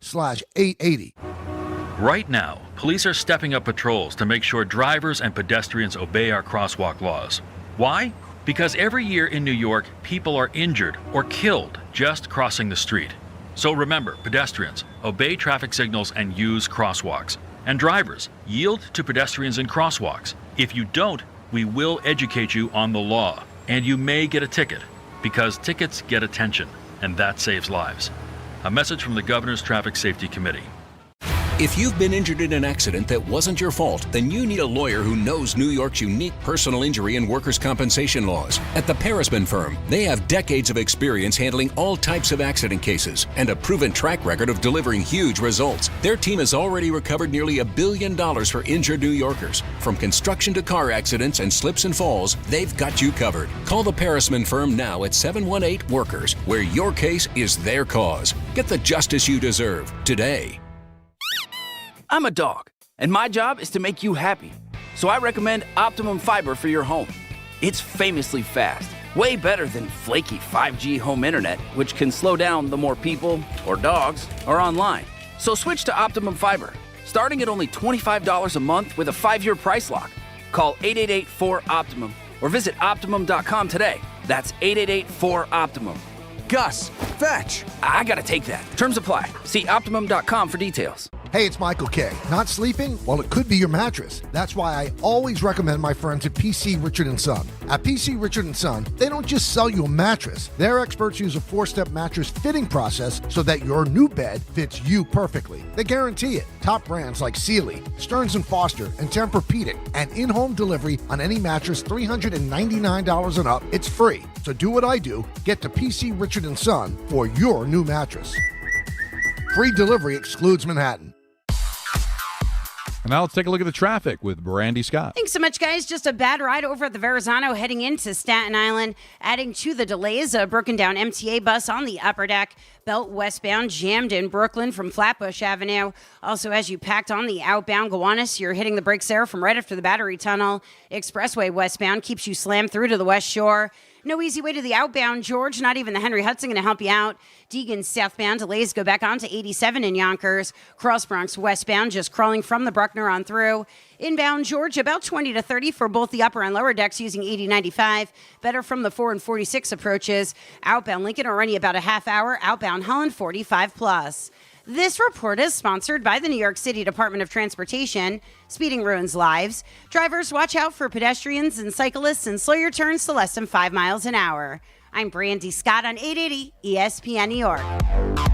In a contracting business, you're either growing or you're grinding. Success is no longer about hard work alone. It's about using AI to accelerate impact. ServiceTitan is the only integrated intelligence that seamlessly automates your entire workflow, from first call to final invoice. Born in the trades, built for visionaries ready to stop operating and start automating. ServiceTitan, AI for the trades. Evan Cohen here. In life, as in sports, the pros make it look easy. That's why pro golfers like Jason Day, Ben Griffin, and Patton Kazire trust the pros in lawn care. True Green. They have the experience and expertise to give you a lawn worthy of the PGA Tour. And since True Green does the work for you, you get more free time, or more tee times. So stop stressing over your lawn and start loving it. Sign up now at TrueGreen.com because nobody makes it easier to get a golf course quality lawn than True Green, the official lawn care treatment provider of the PGA Tour. This is DiPietro and Rothenberg. And he doesn't have a home phone. You don't have a home phone either? Oh, no. I do have into my bill the home line figured in. I just don't have it. That feels lazy. Yeah. Why would you not? Why? Well, for the same reason. Your phone's Some ask why, others ask why not. Right. Thanks, Socrates. Oh, that was so funny. This is DiPietro and Rothenberg. Are you Ed McMahon now? Yeah, I'm everybody I want to be, and even more. Morning Start with DiPietro and Rothenberg. Weekdays from 6 to 10 on ESPN New York and streaming live on YouTube. Did you or someone you know participate in fraudulent fan behavior? I'm a fraud with a capital F. Is your friend a fraud? I have been a complete and utter fraud. Are you a fraud? What is fraud? Let's ask Don McGreca. Screw! Go scratch yourself! Brought to you by D'Agostino Law. Oh, yeah.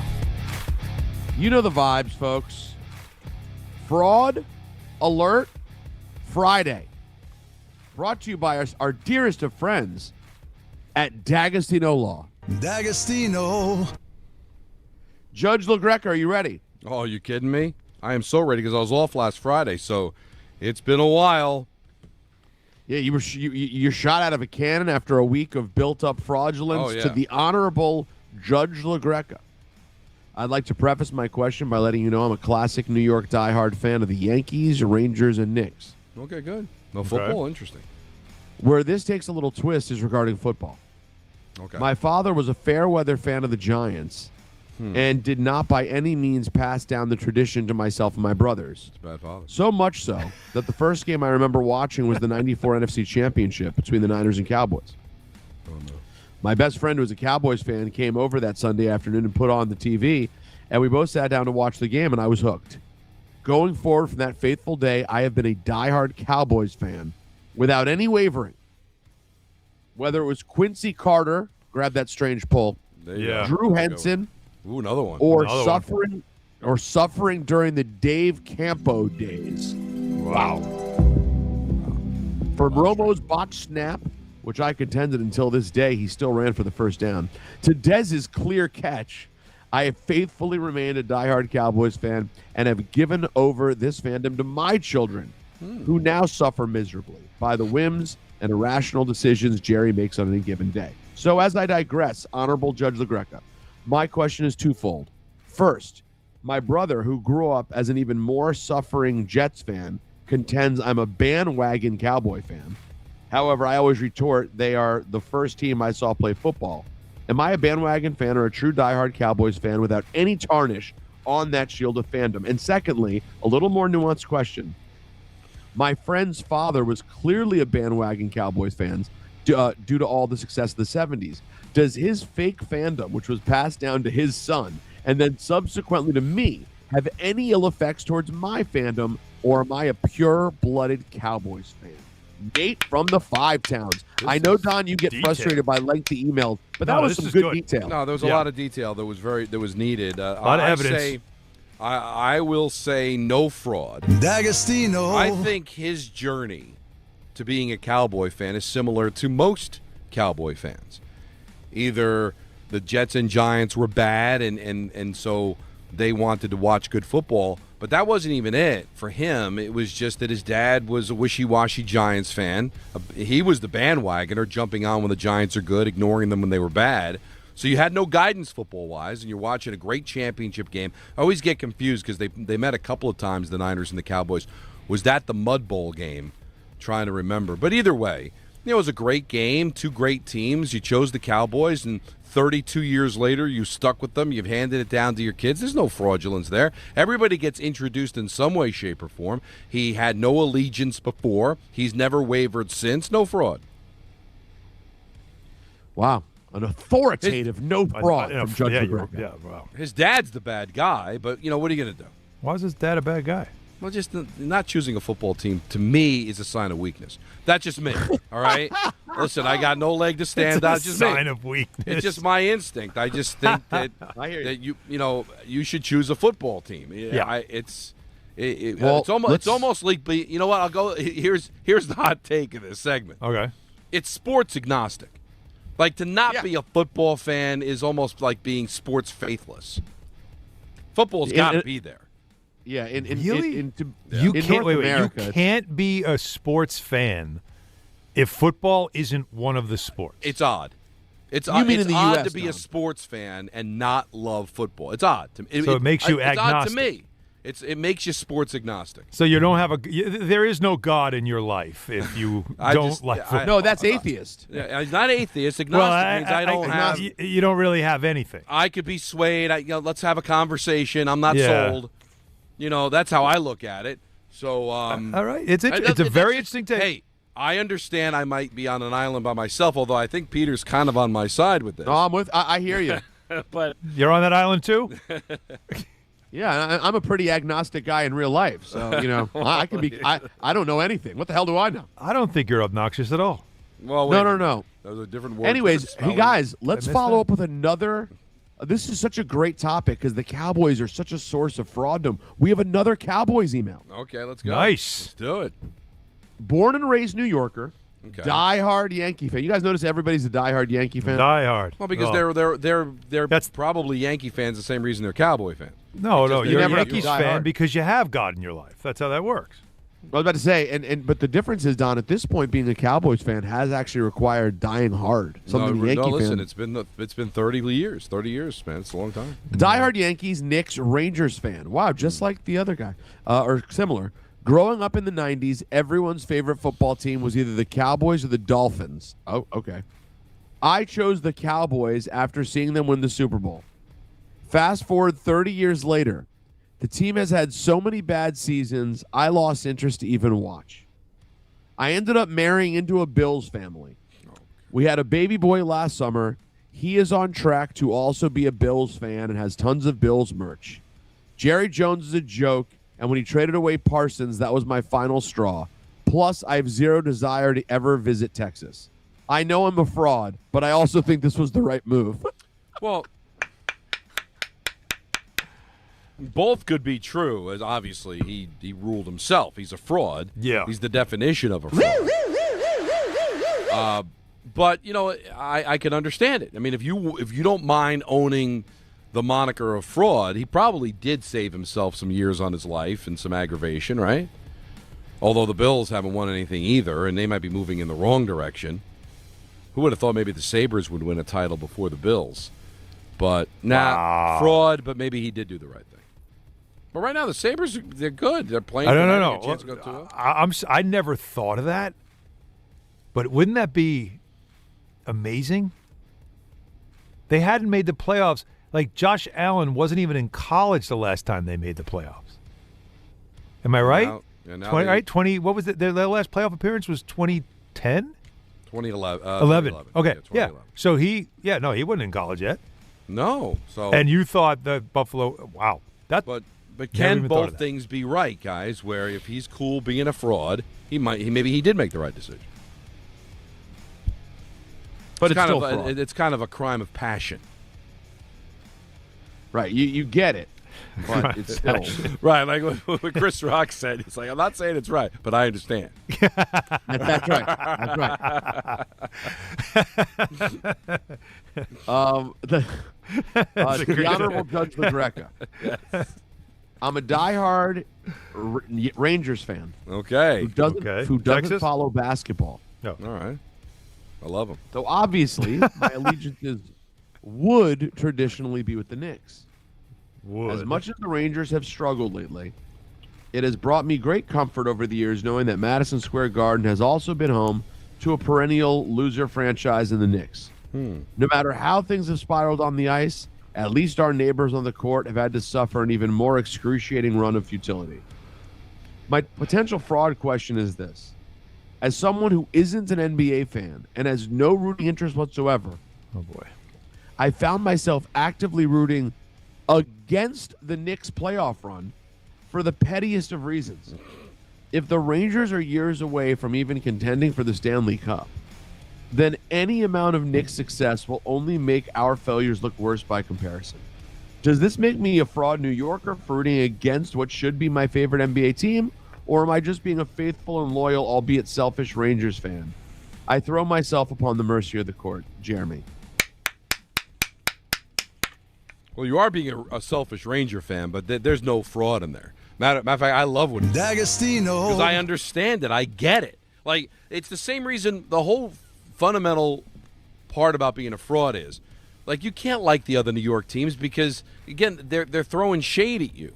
Like, it makes the Rangers look bad if the Knicks win. He doesn't have an NBA allegiance. He doesn't like the NBA. So he shouldn't feel any obligation. It'd almost be fraudulent to all of a sudden start rooting for the Knicks if you don't like the sport. But can we also say maybe not fraud, but bad guy? Bad guy. Well, the bad guy's on the table, sure, but he doesn't like the NBA. And so why would he want the Knicks to celebrate a championship when the Rangers haven't won since 94? If you remember, and I'm not saying it's right, but it happened. If you remember, Giuliani is at the podium as the Rangers are all sitting down in the Canyon of Heroes after they win the Stanley Cup in 94, right? And they're all sitting back there, Leach, Messier, Gray. They all have their sunglasses on. They just finished the parade, and now Mayor Giuliani is going to start the ceremony.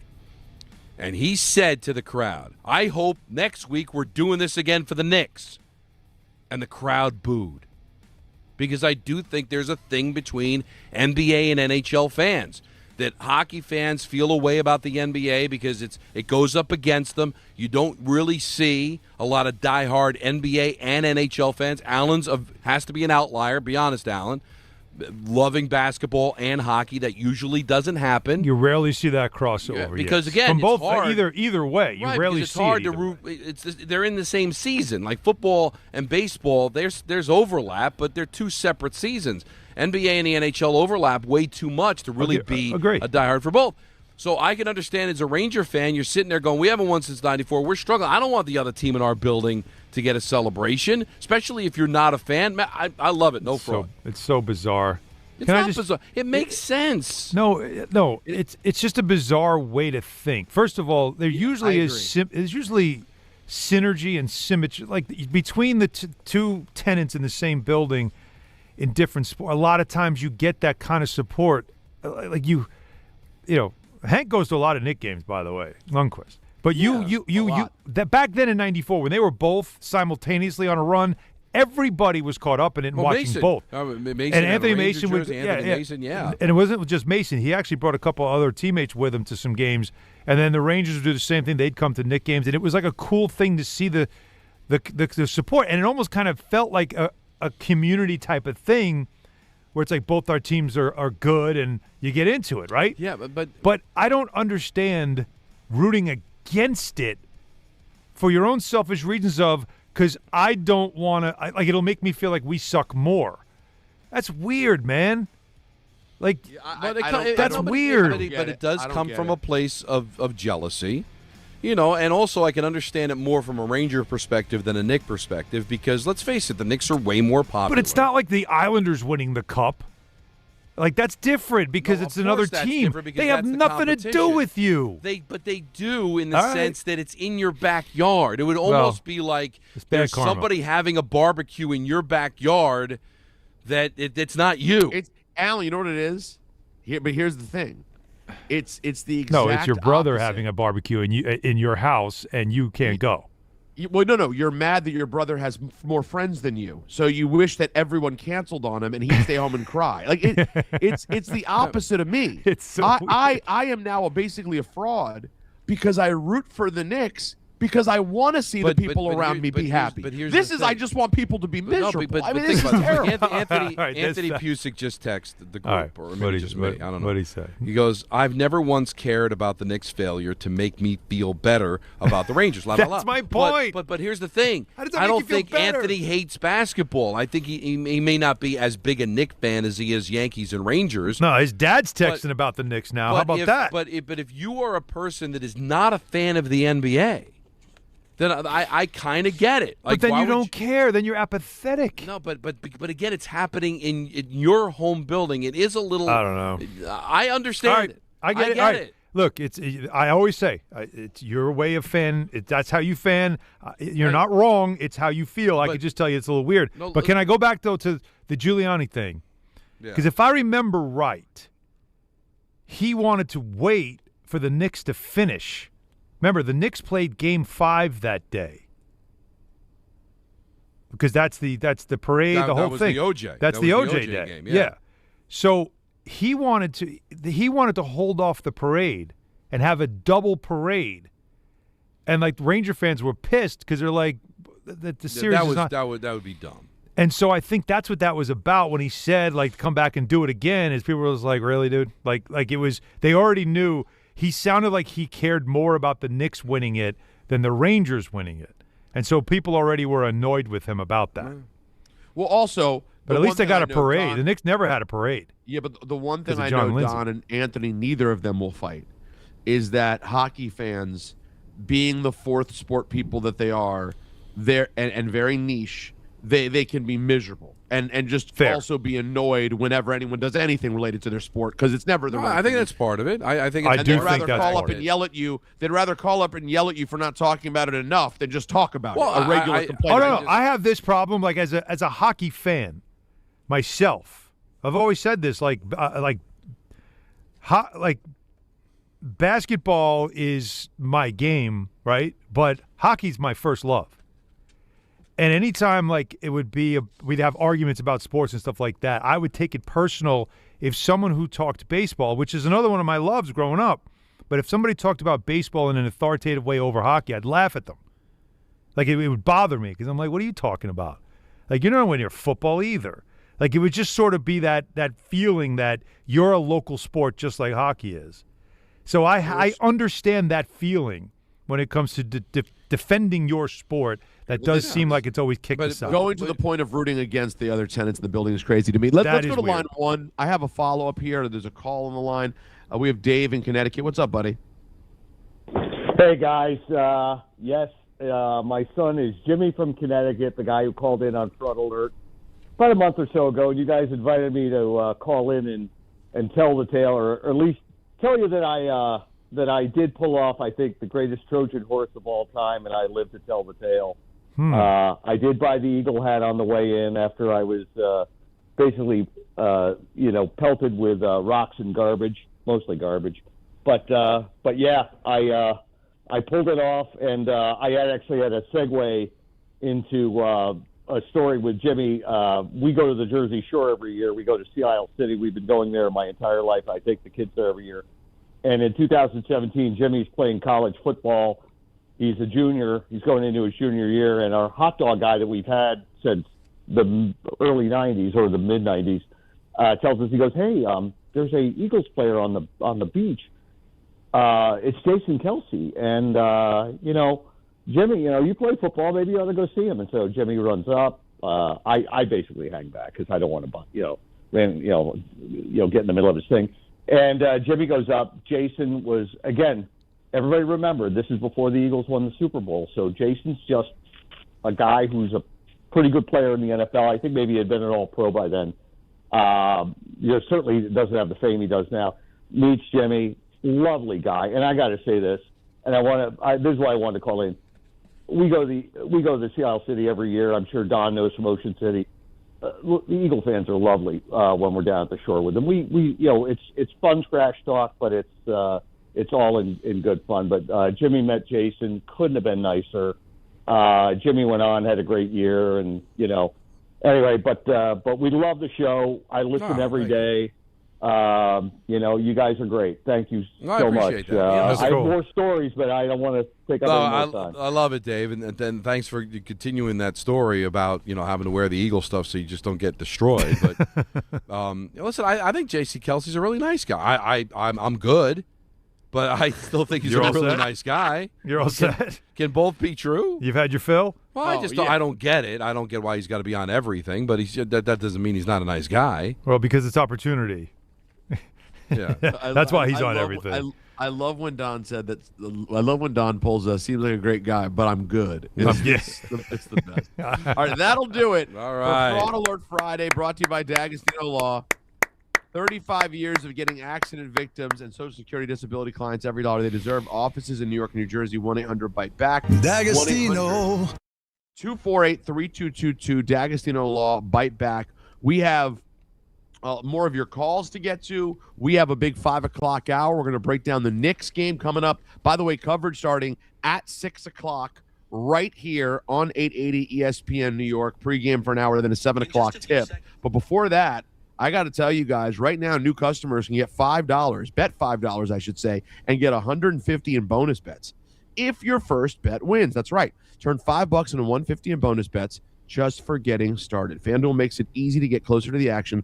From player props on your favorite stars to all the tools you need to back them up. It's everything you need all in one app. So don't miss your shot. Head over to FanDuel.com/local to get started.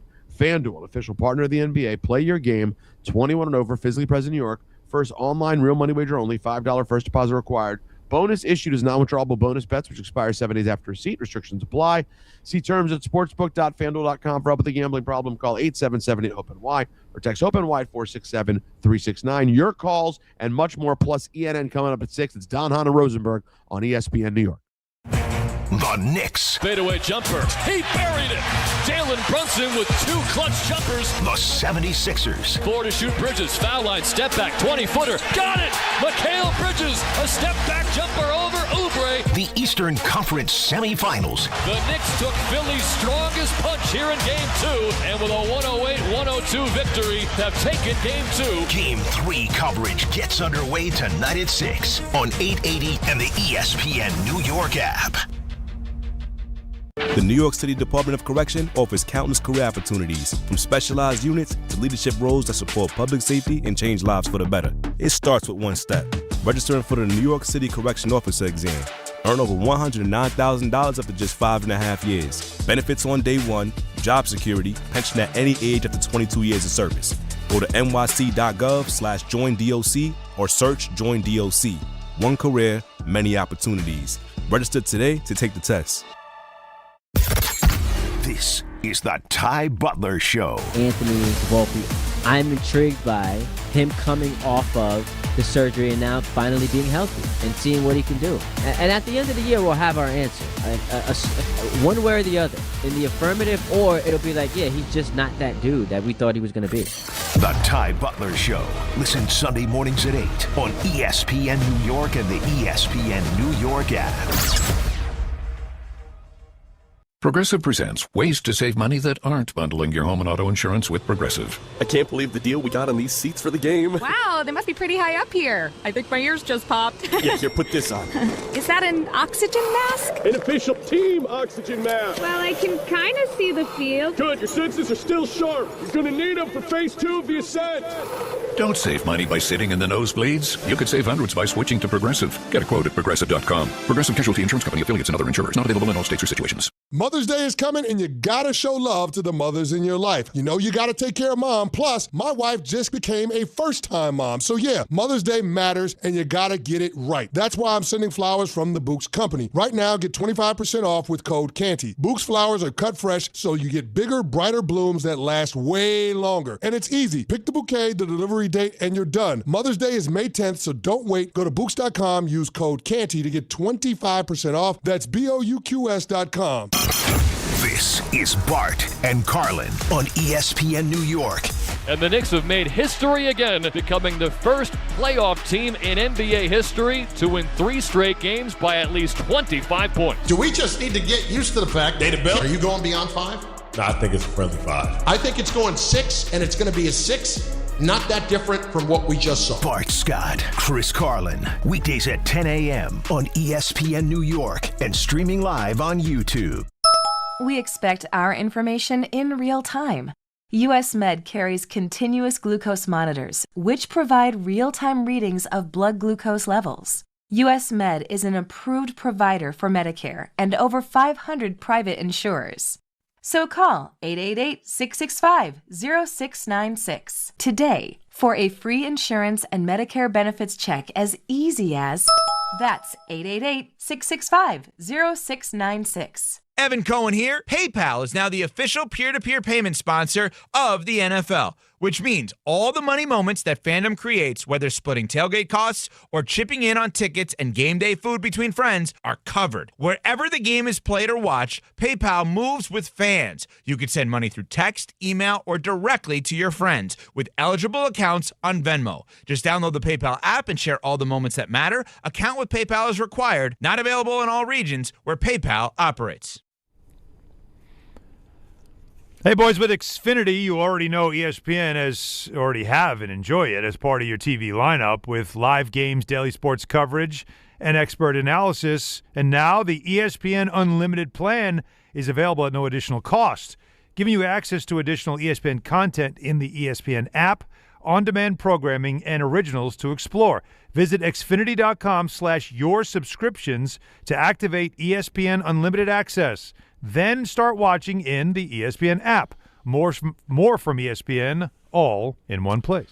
Want to let you know that today's Mets-Diamondbacks game can be heard on 1050 starting at 9 o'clock. Game 3 of the Knicks and Sixers can be heard on 880 ESPN New York at 6 p.m. And all games can be streamed on the ESPN New York app. And again, thanks to the Mets for making the switch. Whenever the Knicks and Mets are playing at the same time, the Mets will be on 1050 and the Knicks will be on 880. Let's go to Edgar in White Plains. You're on ESPN New York. Hello, Edgar.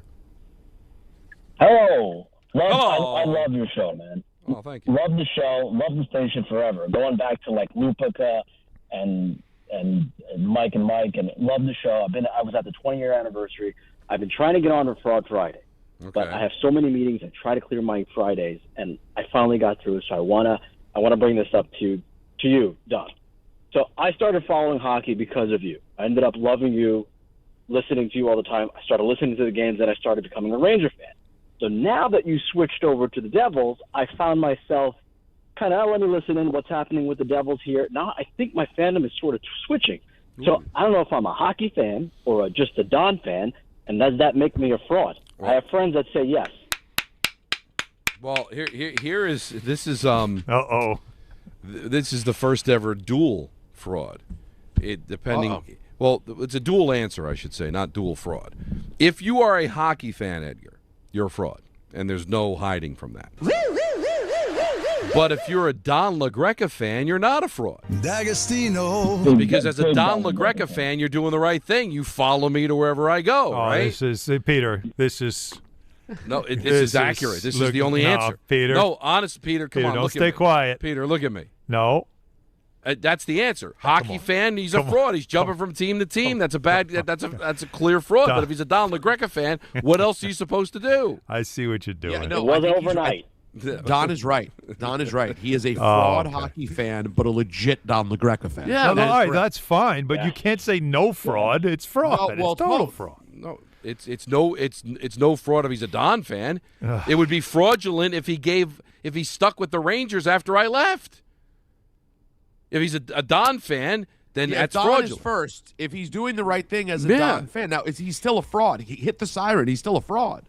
But it doesn't sound like he's really a hockey fan. Listen, I talk really good hockey. I give good hockey. I give tremendous hockey. Right? Not as, and I just like give a good lineup. Yeah, man. Yeah. But no, I give way better hockey than I do lineup. But if he's a hockey fan, you don't get won over by somebody else being a fan like this late in life. If he's a hockey fan, he's a fraud. If he's a Don fan, he's anything but. That's the only answer. All right. What about Brian? He's in New Jersey. You're on ESPN New York. Hello. Bryant? Hello. How y'all doing today? Good. All right, so my question is, all right, I'm a diehard football fan, go Birds, Eagles all day. But now when it comes to the other sports, I wear different hats. So I'm a Yankee fan, Devil fan, and so when it comes to like style and stuff, I'll wear different baseball hats, different hockey hats. Am I a fraud to those fans? To those teams? I need to know what hats. All right, so you're a Devil fan. What other hockey hats do you have? But I have them currently. But I've worn an Islanders hat. Fraud. You can't do that. They're in the same division, bro. Bro, why did it come out that way? That's I don't know why it came out like that, but it was pain to you. Were in pain. No, because we've had the merchandise conversation before. Now, if he had said, I've wore a Sharks hat or a Kings hat, or then I'd say, I think I'll allow it. But the first one, he said Islanders. The first same division. Come on. You can't wear apparel of a team in your division or a team that's a known rival. Example, a Giant fan cannot wear an Eagles, Cowboys, or Commanders hat, right? But also cannot wear Niners. a 49ers hat. Yep. That would be bad form. But if you're telling me, I've always, I could wear a Dolphin, then I can allow that. You can certainly wear a Patriots hat. You can wear it proudly. Yeah, absolutely. Kidding me? You beat them twice in the Super Bowl. It would be only right. Yeah. To do that. You're celebrating it in some cases. But yeah, no, and the fact that he had to do the Eagles go Birds like that. Yeah, that's how you know. Now, that really add to it. That adds to it, doesn't it? It wouldn't irritate me if he was from Camden, then that's Eagle territory. But if he's from North Jersey, how'd he go that way? Anyways, we don't need to go down that rabbit hole anyway. Yeah, we don't need to do it, but we need to get a big 5 o'clock hour. You know why? This is bigger than most because it's our last hour. Because at 6 o'clock we're handing it off to Pat O'Keefe for coverage of Game 3 of the Knicks and the Sixers. So let's get the calls lined up because line them up. I need to hear from Knicks fans today. And where is your level of anticipation, anxiety, whatever the word is? Where is that right now heading into Game 3? I look at this in a weird way as a must-win. I'm looking at this like you got to get this game. Get this game because this group hasn't done that yet. Up 2-0, never gets Game 3. You want to take another step, get this freaking game. What's it going to take? That's what we want to know. 800-919-3776. That's right, and ENN at 545. Don Hahn and Rosenberg, ESPN New York. Programming alert. Today's Mets-Diamondbacks game can be heard on 1050 ESPN at 9 p.m. Game 3 of the Knicks and 76ers can be heard on 880 ESPN New York at 6 p.m. And all games can be streamed on the ESPN New York app.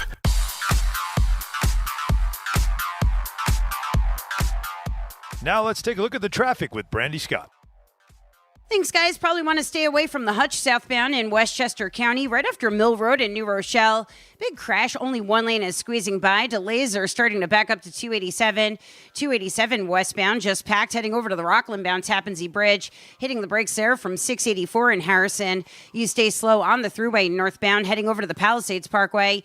Inbound Georgia, about 20 to 30 for both the upper and lower decks using 8095. Best of it's to the outbound side, Henry Hudson. Deegan northbound. Delays go back across the Triborough into Queens and up onto the Bruckner. Outbound Lincoln, your best bet at 30 to 40. Outbound Hahn run you close to an hour. This report is sponsored by the Positive Coaching Alliance.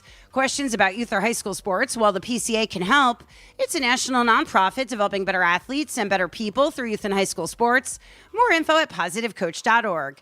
I'm Brandy Scott on 880 ESPN New York.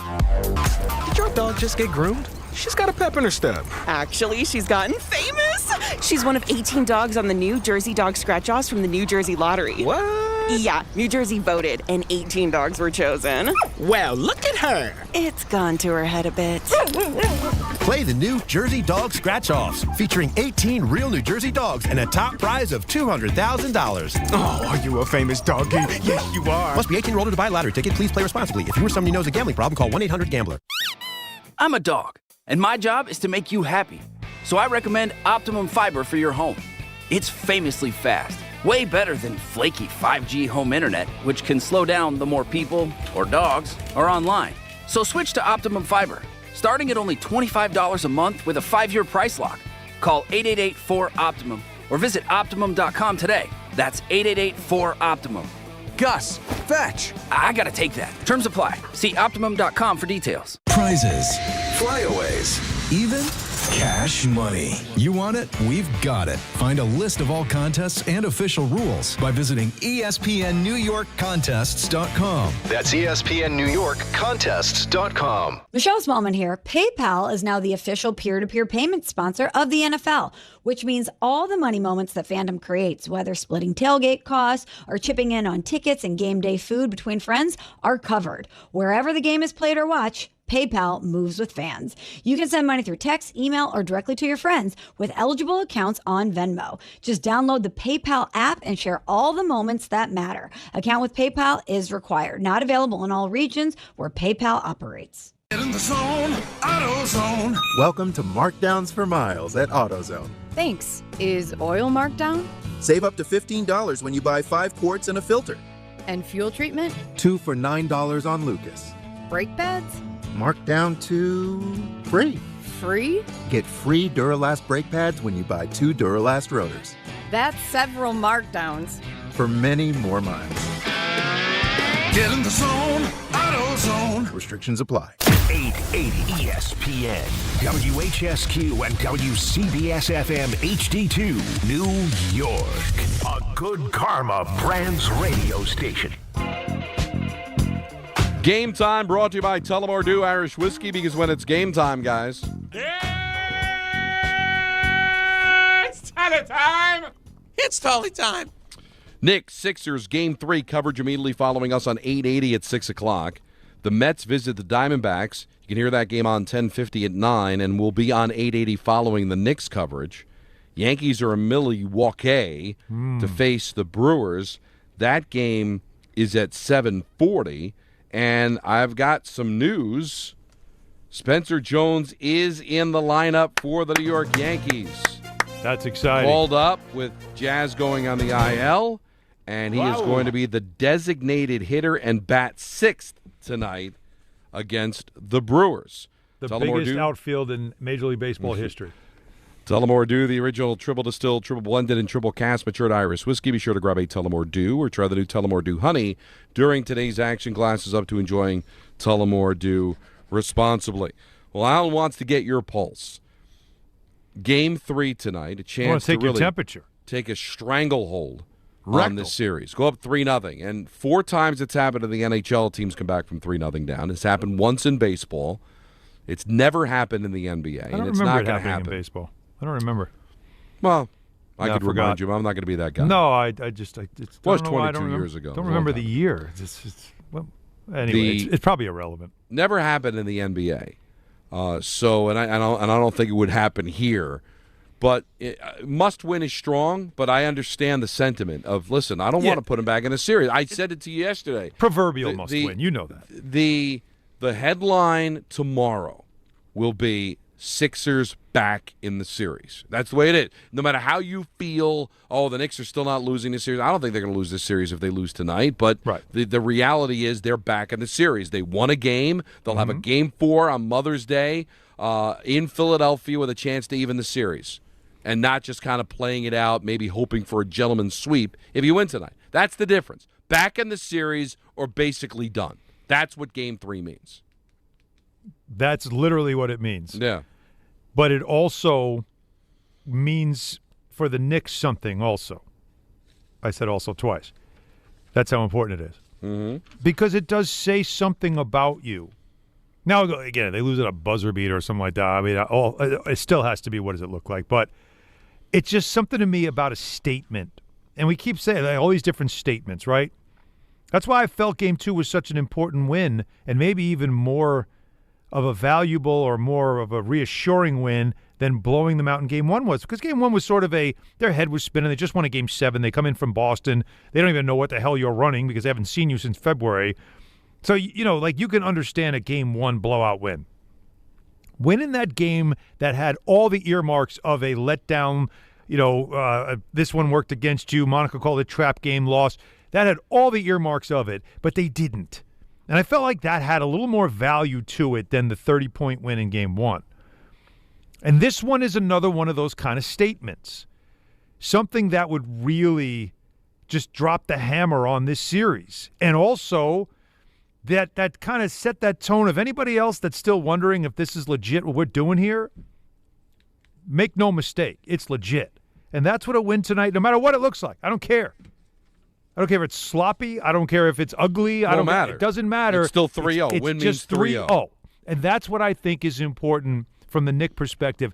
That's like if I'm in the room right now and I'm addressing the players before the game, I'm the head coach. That's the message I'm sending. Is I'm just kind of giving that reminder. Like I would tell them, you never want to bring up when a team's had a negative thing. You always want to you never want to put it in their heads, but what you want to do is remind them. Hey, fellas, we've done this, all right? This is the 4th time.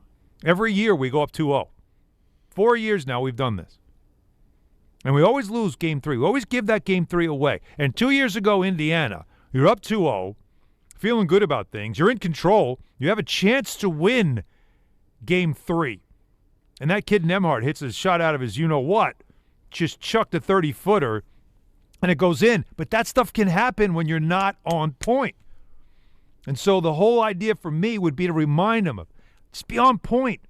Because you do this, quick turnaround, 3:30 is that tip-off on Sunday. We all know how fast those 3:30 tip-offs, afternoon tip-off games, how fast they come at you. Tomorrow will not feel like a full-off day. And so make sure tonight is not the night that anybody just decides to hesitate for 1 second or peel back for 1 second. No. Tonight, you drop it down and you go right for it, through the tape.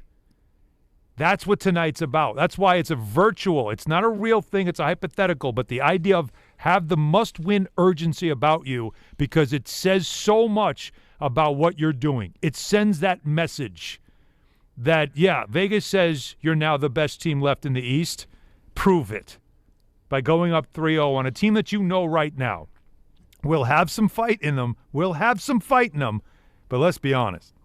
They are kind of they're kind of wavering, man.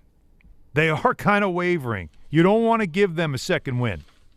That's what tonight's about to me. It's such a situation where you are one knockout blow away from it being over, or one bad loss away from a team believing they're in this series. Yeah, if you give back a round, right? Like think about it. You knocked him down twice in the round, and then he gets saved by the bell, and he goes back to the corner. If you don't come out in the next round ready for a kill shot, and you had maybe dance around and mess around, then all of a sudden it's like he wins the round. Now all of a sudden you got to fight again. Well, remember, Philly, if you're Philly, if you were to win tonight's game, you know what you're saying? You're saying, all right, we got completely mopped in Game 1.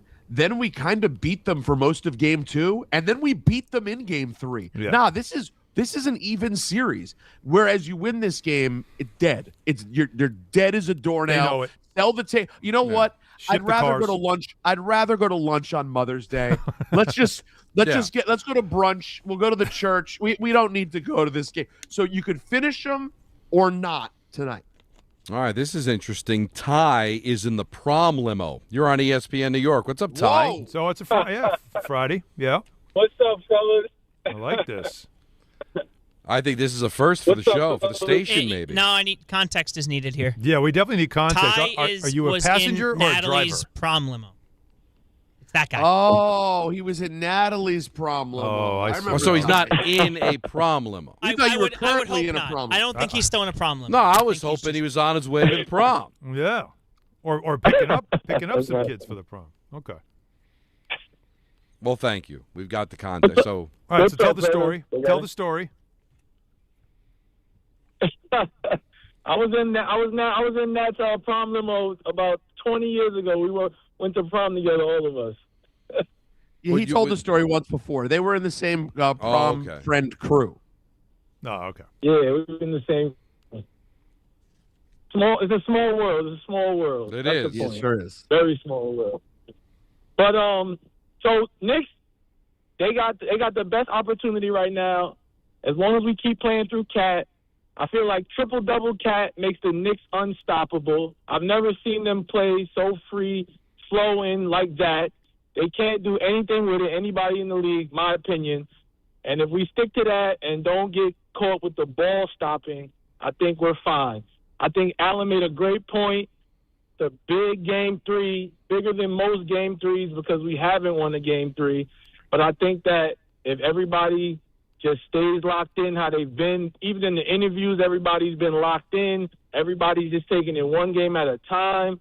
And we play through Cat, and Jalen closes it at the end. I think we got it. Part 2 of that is I'm on the turnpike right now. I'll be in Philly in an hour. So Embiid is going to hear me for the next 3 hours, and he wants to cry. Okay. I sat on the Philly side this year. I'm on the Philly side. I'm with Embiid. I'm in his ear the whole game because I think he's terrified and he's making excuses. So let's get this dub. And I know there's thousands of people because I see lots of New York plates on this turnpike, and I'm only an hour away. So I think we're taking over. MSG South. Let's go. Oh, I love that. all right, that was a great I love quote. it. I love it.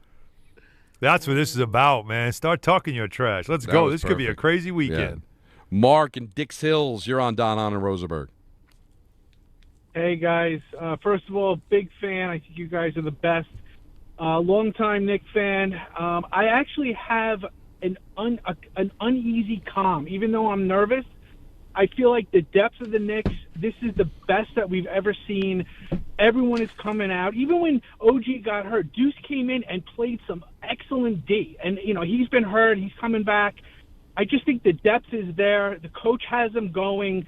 After the Atlanta series, after that third game, they picked it up, and they're not looking back. Keep the gas on the pedal, and let's take this. Yeah, that's again. I'm hoping that's the mentality that they, and I think it should be, right? That they come into this game with as much urgency as possible, knowing you're going to get a little bit of the bump to start the game. The crowd will be as loud as it can be. The Sixers will be, of course, as punchy as they can be. They still talk a lot about physicality. It's going to be an interesting Mark Davis and his crew tonight. It's going to be an interesting officiating crew as far as how this game will be called because we have no consistency right now when it comes to officiating in this series so far. None. Let's see what this is tonight because the Sixers have lived at the free throw line. They'll be going at Cat to try to get him in foul trouble. I'm telling you, all the things to look for. They're gonna try to get at Towns early, get him off the floor with foul trouble. And if Embiid is playing, that's the first thing they're going to do. They're going to have him probably post up. He's going to do all his stuff, and Towns has to. And he did vow the other night, I got to watch film, and I got to be better because I need to be on the floor for my team. I have to be better. He took accountability. He didn't blame the officials.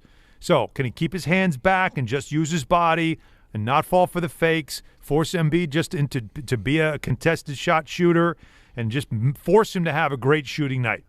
and also see if he can still have enough gas in the tank at the end of the game. But that's the stuff to look for early.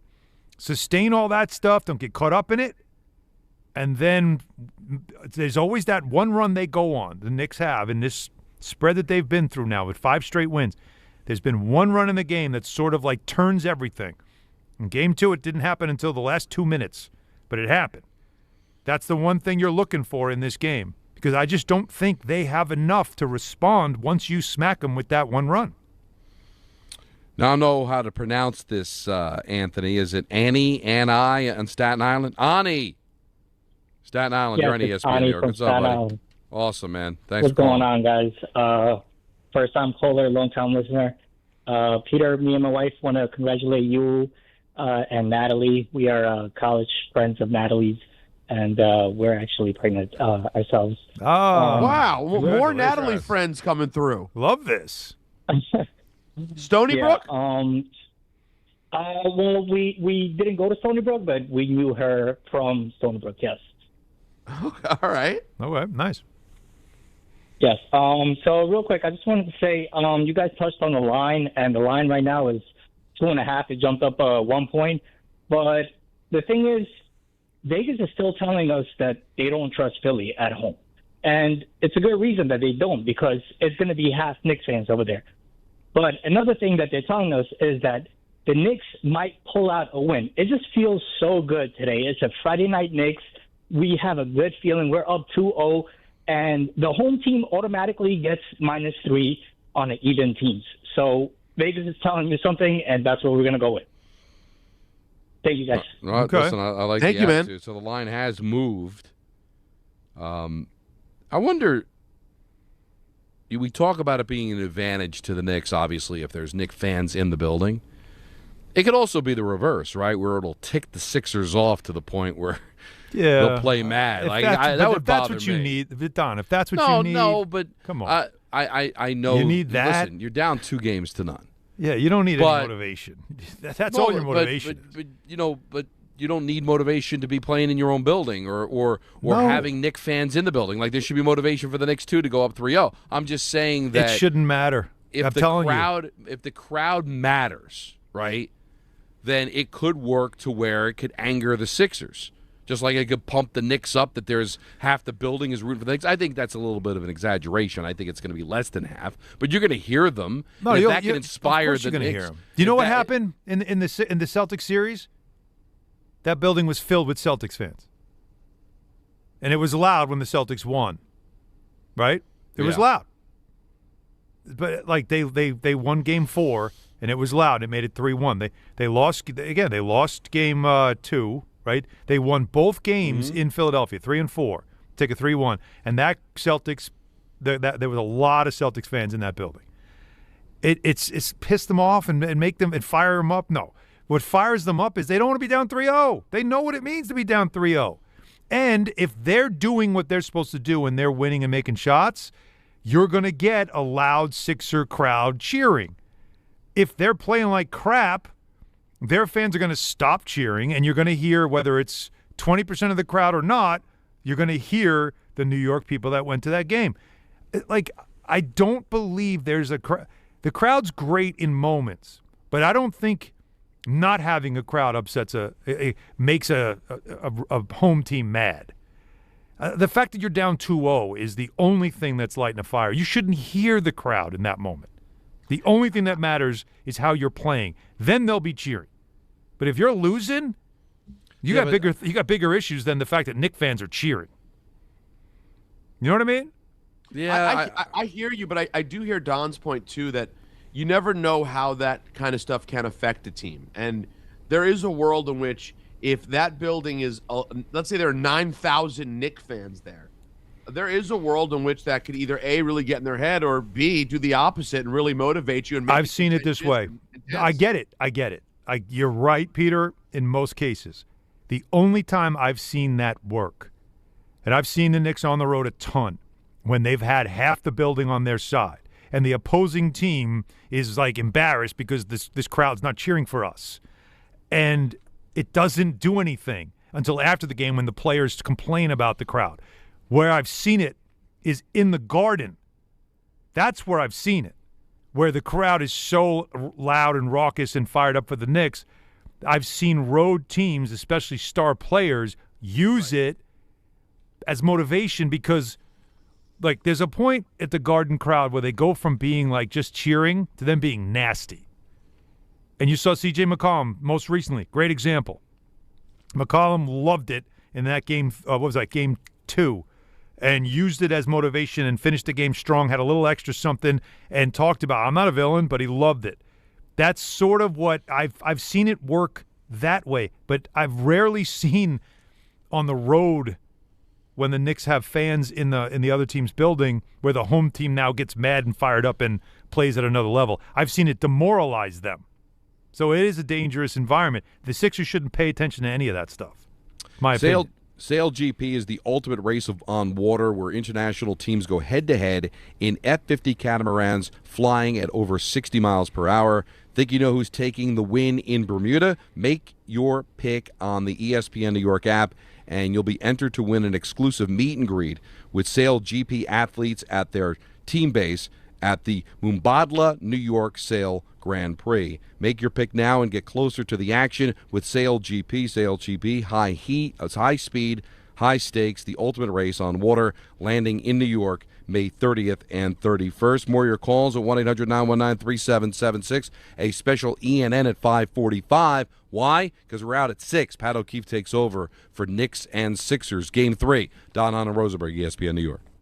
Programming alert. Today's Mets Diamondbacks game can be heard on 1050 ESPN at 9 p.m. Game 3 of the Knicks and 76ers can be heard on 880 ESPN New York at 6 p.m. And all games can be streamed on the ESPN New York app. If you're heading into summer without a medical emergency kit, you're taking a risk most people don't think about until it's too late. Summer colds linger and can turn into sinus infections that last for weeks. Getting sick right now before vacation can derail everything. And when you're traveling, finding a doctor and pharmacy is stressful. That's why I ordered a medical emergency kit. It's like having urgent care and a pharmacy right at home. It includes essential prescriptions like amoxicillin and generic Z-Pak to treat a wide range of common and serious illnesses. So if you wake up sick at home or on the road, you already have what you need. No waiting for your doctor, no hours at urgent care, no pharmacy lines, no copays. Just match your symptoms to the right prescription in your guidebook or call their telemedicine doctor standing by. Start on your meds sooner and feel better faster. Every home needs at least one medical emergency kit. Order yours online in minutes and it's shipped to your door. And save $45 with my promo code 880 at urgentcarekit.com/880. That's promo code 880 at urgentcarekit.com/880. The Knicks. Fadeaway jumper. He buried it.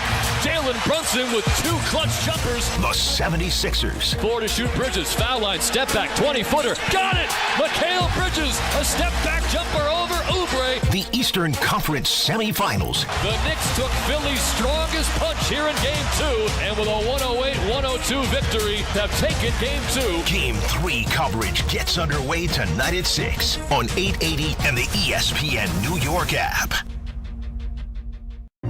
Some stages celebrate. This one tests everything. Every drive, every approach, every putt. Pressure builds, resilience matters, and history waits for the bold. In June, the 2026 U.S. Open Championship returns to the Hamptons at the iconic Shinnecock Hills Golf Club. Experience the world's best golfers as they compete on one of the sport's most storied stages. Daily tickets are available now on SeatGeek. Don't just watch greatness. Experience it live at the 126th U.S. Open. Let me say this. If you're an experienced superintendent in Jersey and you know you're better than the situation you're in, Tricon Construction wants to talk. They're building serious multi-family, medical, and industrial projects across the state. And they're looking for leaders, not babysitters. Real projects, real support, real backing from ownership. If you're ready to step into something bigger, go to triconbuilds.com/careers. That's triconbuilds.com/careers. And yes, it's confidential. Long Island is more exciting than ever at Jake's 58 Casino Hotel. This month, it's time to saddle up for some big wins with our $65,000 Winner's Circle drawing. Be here every Friday in May between 4 and 6 p.m. when 4 winners will be drawn every hour to win $250 free play. At 7 p.m., 4 winners will join the Winner's Circle to win $2,500 cash. Ride your winning streak where Long Island wins at Jake's 58 Casino Hotel. If gambling is a problem for you or someone you care about, please call the 24-hour toll-free helpline at 1-877-8-HOPE-NY or text HOPE-NY. Now let's take a look at the traffic with Brandy Scott. Thanks so much, guys. We've got the New York Liberty back on the court tonight at the Barclays in Brooklyn. Tip-off still a couple of hours away. Their home opener against the Connecticut Sun. If you're going to drive over, you probably want to give yourself a generous head start on the westbound BQE. Just crawling, heading over to Atlantic Avenue. Delays from right after the Grand Central in Queens. Belt eastbound looks like a crash right before JFK. Packed ride there. You're backed up to the Verrazano. Inbound Georgia, about 20 to 30 for both the upper and lower decks using ED95. All of your approaches the outbound side are crawling. Cross Bronx westbound, slam from the Bruckner on through. Outbound Lincoln Orny about 30 to 40 minutes. Outbound Holland over an hour. This report is sponsored by Mothers Against Drunk Driving. For victims of drunk and drug driving, your grief is unique, but you're not alone. You always have a place at MAD. Visit MAD.org. I'm Brandy Scott on 880 ESPN New York.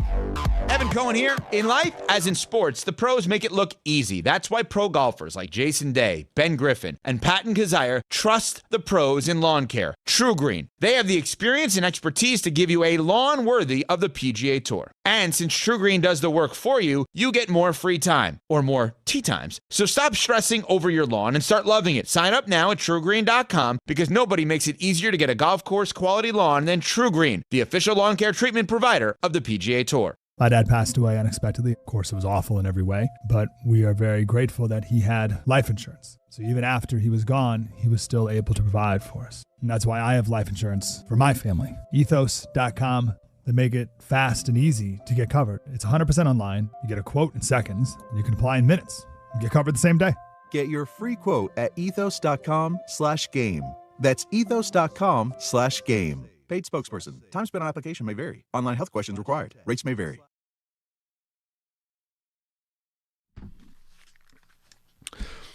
Programming alert. Today's Mets Diamondbacks game can be heard on 1050 ESPN at 9 p.m. Game 3 of the Knicks and Sixers can be heard on 880 ESPN New York at 6 p.m. And all games can be streamed on the ESPN New York app. Last call, crew, before ENN at 5:45. Let's talk to Lincoln, who's down in Philly. You're on Danhausen and Rosenberg. What's up? How you boys doing? Good. Good to hear, guys. I'm in the car right now with my college friend. We're going down to the game. We literally bought tickets like today, and we're on the way down right now. But I just want to call in, talk about like expectations for the game. Can I ask before you do that? I'm curious. So you got them today, day of. Can you give me an idea of like the price range? I don't want you don't have to tell me exactly what you spent, but like give me a range of like what you were getting them for. To get in the building, it was like $150, and then like lower bowl tickets were going for like $225. Damn, around that. So I mean. It's either like think about it. Just driving down there for that price? Are you crazy? That's oh yeah, that's a smart play. Yeah. So okay. But what I wanted to talk about was I don't know if I necessarily agree with you, Alan, saying that tonight is a must-win.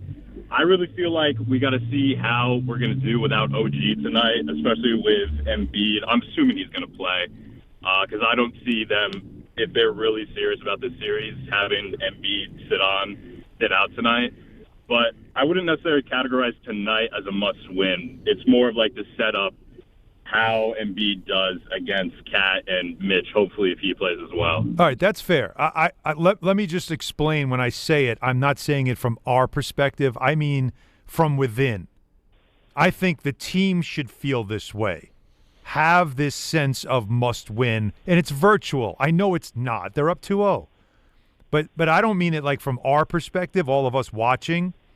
I mean it from inside the room. This should have a must-win feel to it for them. There should be an urgency to this that normally doesn't exist when you're up 2-0 and you're playing your first game on the road and everybody's doing the usual. The cliche thing is well, they're going to get a bump from their crowd, and they're going to respond, and then it's what you're supposed to have.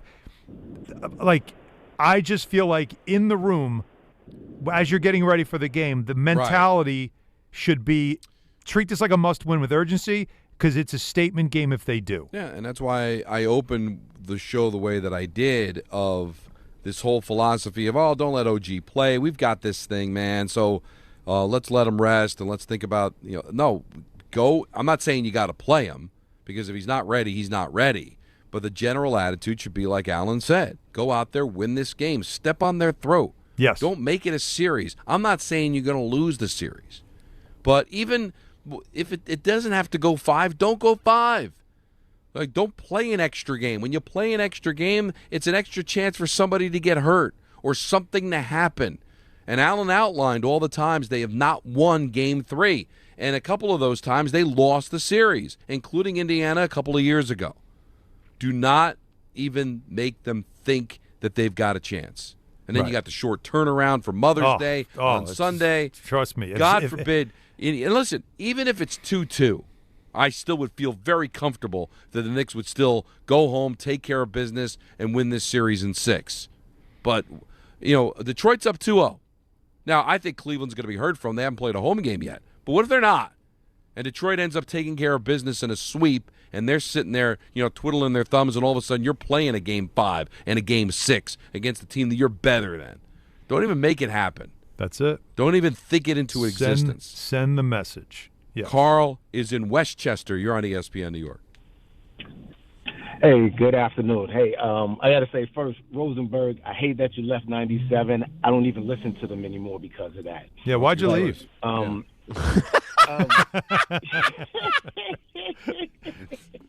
Thank you. What's your name, sir? Carl. My name is Carl. Carl, thank you. Alan, also thank you. But I got to say, my anxiety level is at an 11 through this whole playoff because I'm such a Knicks fan that this is the honest truth. I record all the games, and I don't watch them till 11 o'clock at night because I need to forward through the commercials. I need to see all this because I'm so anxious about what's getting ready to happen. People aren't even allowed to call me because I don't want to hear nothing. I don't want nothing to go on. Wow. And the thing is, I need the Knicks to win tonight. It's a must win. And the reason I say that is because I want them to give OG a chance to rest.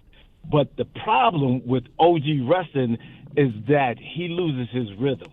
And I don't want him to lose that rhythm. He's shooting 60%. It's so true. Great point. Yeah, great point. This guy is he's been unbelievable. He's been to me that number one guy throughout for the first 3 quarters. The last quarter, I give it. We got big body Brunson coming in there and doing what he does. I get that.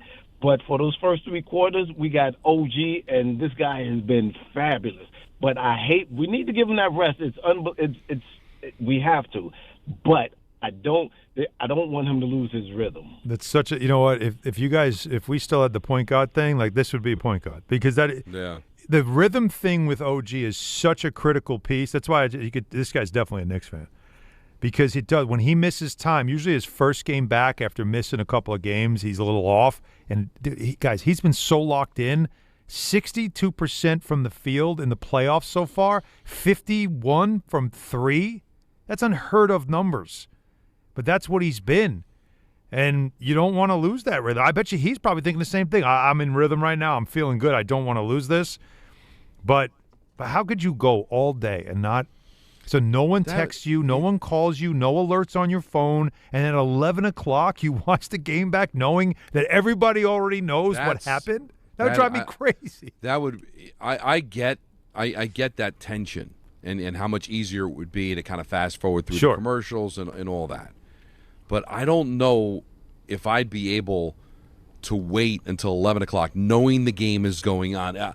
The temptation would be too great to kind of just peek in on the score. Let me see what's going on in the first quarter, and I can always skip to the second quarter later. I don't know if I'd be able to not look at it. God, it's hard. Andrew Gunling, when he was producing us on the K Show, I remember. He would always talk about there'd be times where he'd have to, DVR the game because of work or things going on, and He would shut his phone off, not be able to. And I don't know how he was able to do that. I've tried it, and I could never do it. I'd always need to pee. I would not be able to not look and see. Just check. I don't really do it. At. I don't think it's like a reasonable. If the game's too important to me, it's like I'd rather catch it. I know people who are good at it, man. They'll really turn it off, and they get home, watch the whole thing beginning to end. Yeah, Don, I'm with you. If it's a huge game, I can't do it. No. Now, if this is any indication, we've got 3 callers on hold, all of them on their way to Philadelphia. I love this. Well, let me add to that. Get in, by the way, tickets. $161 right now. I'm seeing. Well, I was just looking. Vivid. All over on Ticketmaster, all over the lower bowl, and by that I mean like, 20 rows up from the court, $300 to $500, which is such a steal. Relative to what the Garden is. Yes. I got news for you. This is going to be. Considering at the don't forget the Embiid statement after Game 7 against the Celtics. This whole don't sell your tickets. We need you, Philly. If you need money, I got you. In terms of that, this is a disaster. Tonight is going to be a disaster. Oh, by the way, we do have confirmation OG out tonight for the Knicks. Line now plus 2.5. Yeah. Wait, the line moved? Well, I guess it had moved Line's earlier 2.5. according to the caller that we had, but it is at 2.5. I saw 2.5 about 2 hours ago. Yeah, it was already. Now it's 3.5. Well, is it? So now the money's sliding towards obviously Philly with the news that OG is out. So when we started the show, sounded like he was going to be a game time decision. That decision made right now an hour and a half before tip off that OG is out. Chris on his way to Philly. You're on Danhausen and Rosenberg. What's going on, guys? Yeah, I just got pulled up to the stadium right now. I just parked it, man. I objectively speaking, no fandom aside, I genuinely do see more Knicks fans than I see Sixers fans in the parking lot. Oh yeah, Sunday. It's going down tonight. Sunday's tickets as well right now available from 171. And by the way, just in case there's a Game 5 at the Garden, they're starting at $498. Yeah, that might be cheap because that's something to keep an eye on too. Yeah, we got our tickets. I think the night of Game 7, when at that time they were like $270-ish about. Mm-hmm. But this parking lot, it's majority Knicks fans from what I see. I'd say 60-40. It's so interesting, Chris. Sixers. And have fun tonight, and hopefully good karma being down there. But we talked about it, remember, Peter, back after going into Game 2 on Wednesday, about obviously if the Sixers win, that can change things, but would being in a game be enough to engage the Sixers fans to believe? And it was a 6-point game and 25 lead changes in the game. But I think ultimately what the Sixer fan is looking at is we had our chance to even the series. We didn't. We're not good enough. Embiid's not right. Nick up 2-0. Knick fans are going to be spending good money. Let me get rid of my tickets. I just wanted to go bet, and I was going to throw some cash on the money line. Well, you can't. I can't do it unless you put that money into Hard Rock. Yeah, where you are, that stinks. What do you mean put it into Hard Rock? The only legal sports betting app in the state of Florida is Hard Rock Bet Live. Every state has certain ones they approve. The only one that Florida has approved is Hard Rock Bet Live. By the way, can Don do it for you? Well, anybody can do it from anywhere, really. You've got to keep this alive, Peter. Get a catamaran. We'll call the Mubadala people, and we'll get you one to get you to South Carolina or wherever the closest state that FanDuel is approved in. And you can do it. Let me see if Natalie can log in. Let me see. By the way, in the meantime, Joel Embiid, according to Nick Nurse, I think he's going to give it a shot here, but we'll see. Still questionable. So they haven't made a final decision yet for him.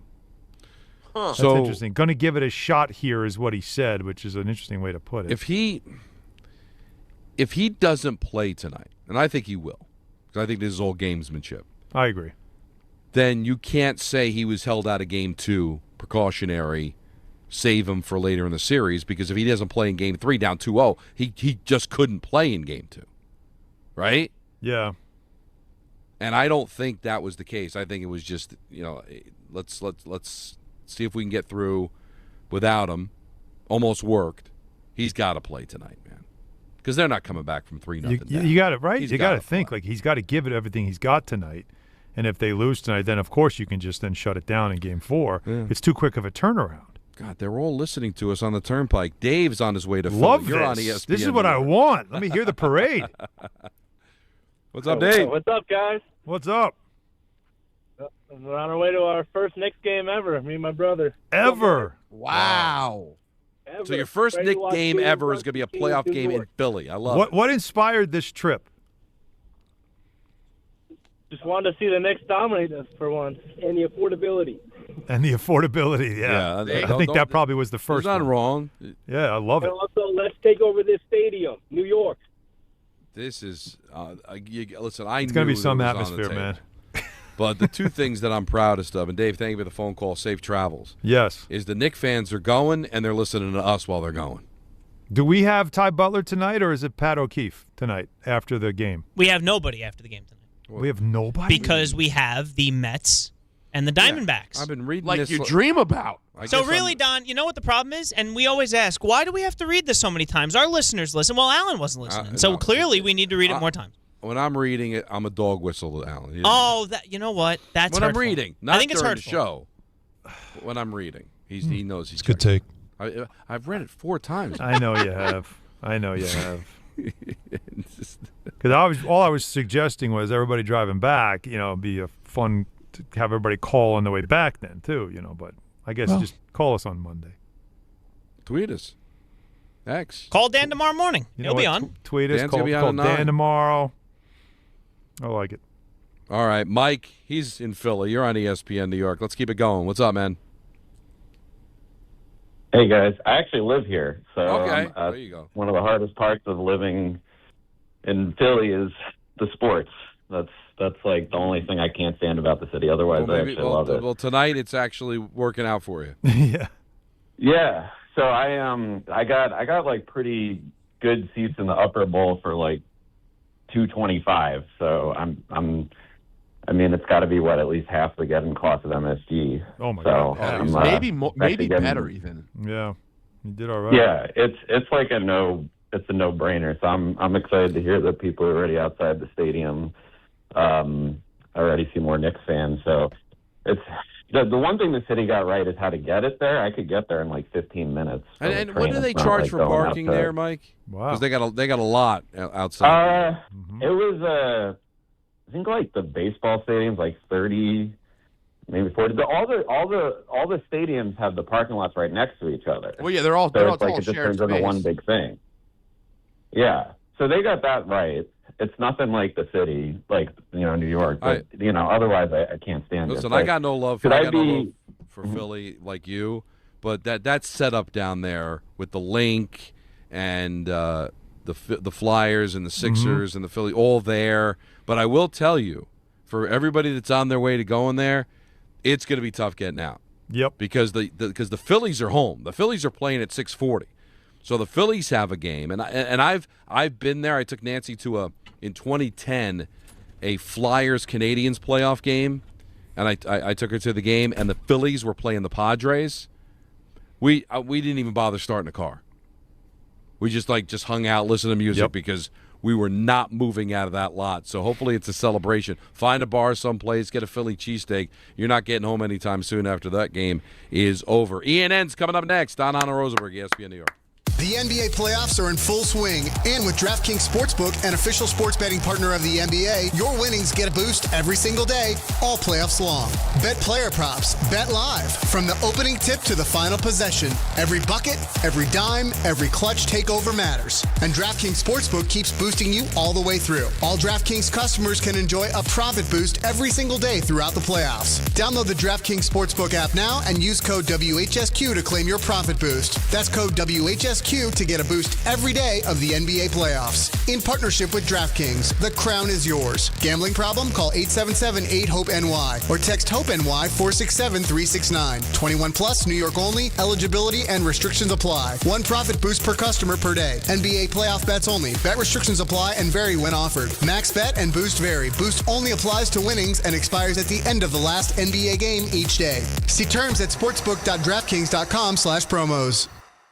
The New York City Department of Correction offers countless career opportunities, from specialized units to leadership roles that support public safety and change lives for the better. It starts with one step: registering for the New York City Correction Officer exam. Earn over $109,000 after just 5.5 years. Benefits on day one, job security, pension at any age after 22 years of service. Go to nyc.gov/joinDOC or search Join DOC. One career, many opportunities. Register today to take the test. I'm a dog, and my job is to make you happy. So I recommend Optimum Fiber for your home. It's famously fast, way better than flaky 5G home internet, which can slow down the more people or dogs are online. So switch to Optimum Fiber, starting at only $25 a month with a 5-year price lock. Call 888-4-OPTIMUM or visit Optimum.com today. That's 888-4-OPTIMUM. Gus, fetch! I gotta take that. Terms apply. See Optimum.com for details. Empower. After wanting one for years, Kevin is finally enjoying his new hot tub. This is the life. He worked with Empower to help him get good at money, so now he could be a little bad. Oh, no, not my phone. Oh, Kevin. Kevin's phone may be in hot water, but his finances aren't. Invest well, live a little. Start today at Empower.com. This is the story of the one. As a procurement manager for a hospital system, she keeps every facility in her network stocked and ready. That's why she counts on Grainger to be her single source for thousands of products, from disinfectants to lighting, air filters, and more. And with fast, dependable delivery, Grainger helps her keep every facility stocked, safe, and running smoothly. Call 1-800-GRAINGER, click Grainger.com, or just stop by. Grainger, for the ones who get it done. Sail GP is the ultimate race on water, where international teams go head-to-head in F-50 catamarans flying over 60 miles per hour. Think you know who's taking the win in Bermuda? Make your pick on the ESPN New York app, and you'll be entered to win an exclusive meet and greet with Sail GP athletes at their team base at the Mubadala New York Sail Grand Prix. Make your pick now and get closer to the action with Sail GP. Sail GP. High speed, high stakes. The ultimate race on water. Landing in New York, May 30th and 31st. This is an ENN special report. Now reporting. The very handsome Jewish man, Peter Rosenberg. We should talk some sports. Do what you want. It's ENN.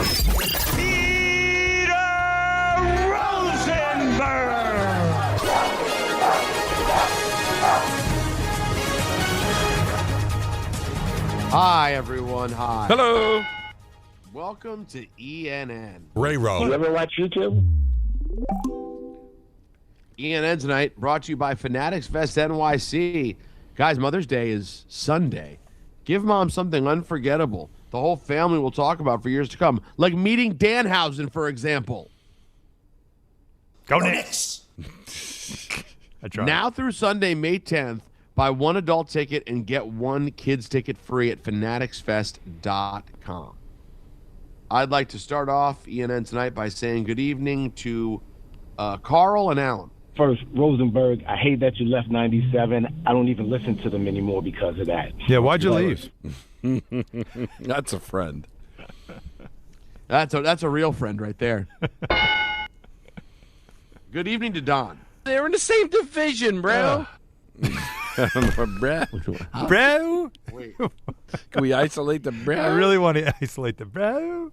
I don't think you can, but let me hear it again. They're in the same division, bro. It was so subtle, too. Like, bro, just turn it just a bit. Good evening to myself. Took the turn at Brokeback Lane. We ended up on Lardass Street. Here we are. Clean day, Peter.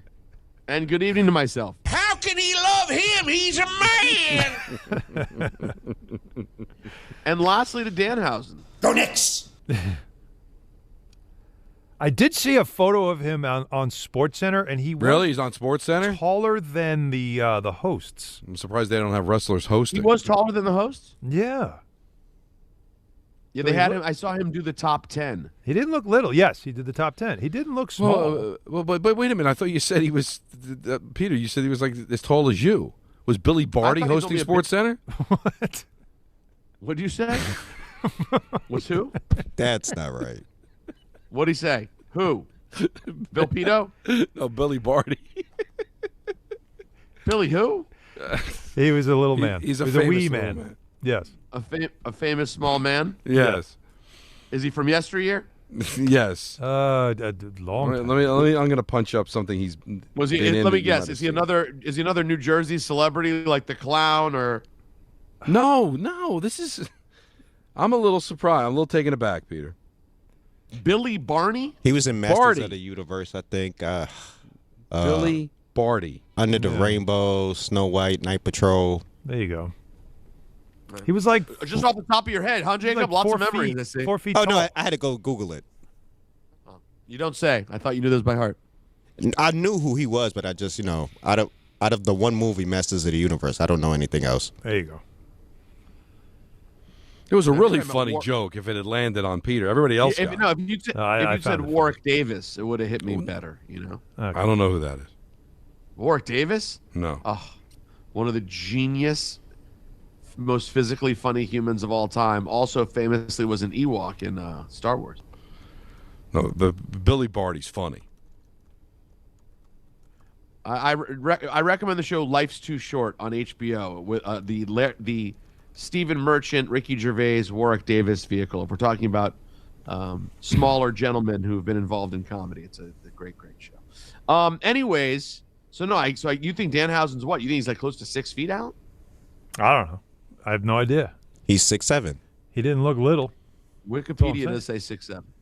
All right. The Jets were back at practice. Bro. Who's ready? Oh, there you go. That's now my favorite drop. That is officially my favorite drop now. You want to feel excited? Let's hear from Aaron Glenn. It's good to see you gentlemen. Obviously, it was really good to get back on the grass and get a chance to start practicing. Getting our rookies in the building, getting a chance to get them in a NFL meeting environment to see exactly how those guys operate, along with the undrafted free agents and the trial guys. So this is always a fun time for me and for the coaching staff also to get a chance to get out of those guys. Speaking of grass, they got the grass down at MetLife. See, have you guys seen pictures? So it can be done. The pitch, if you will. The pitch, yeah. So they've replaced the disgusting turf with grass. Yeah. They've put in some turf, temporary natural grass, but it's there. And some of the photos I've seen, it's gorgeous. I would love to watch a documentary on the politics and money behind the turf industry in this country. No question. Because it is, my dad, of all people, was telling me an article that he read about Tim McGraw, who was talking about the passing of his father, Tug McGraw. Yes. And that Tug McGraw and 5 other players from the same Phillies team all died from the same kind of cancer because of how the turf was created and being treated. Yeah. And the probably was that they were cooking product in the that summer. was used, guys. The product that was used specifically on that turf has been banned everywhere on planet Earth except the United States and Israel.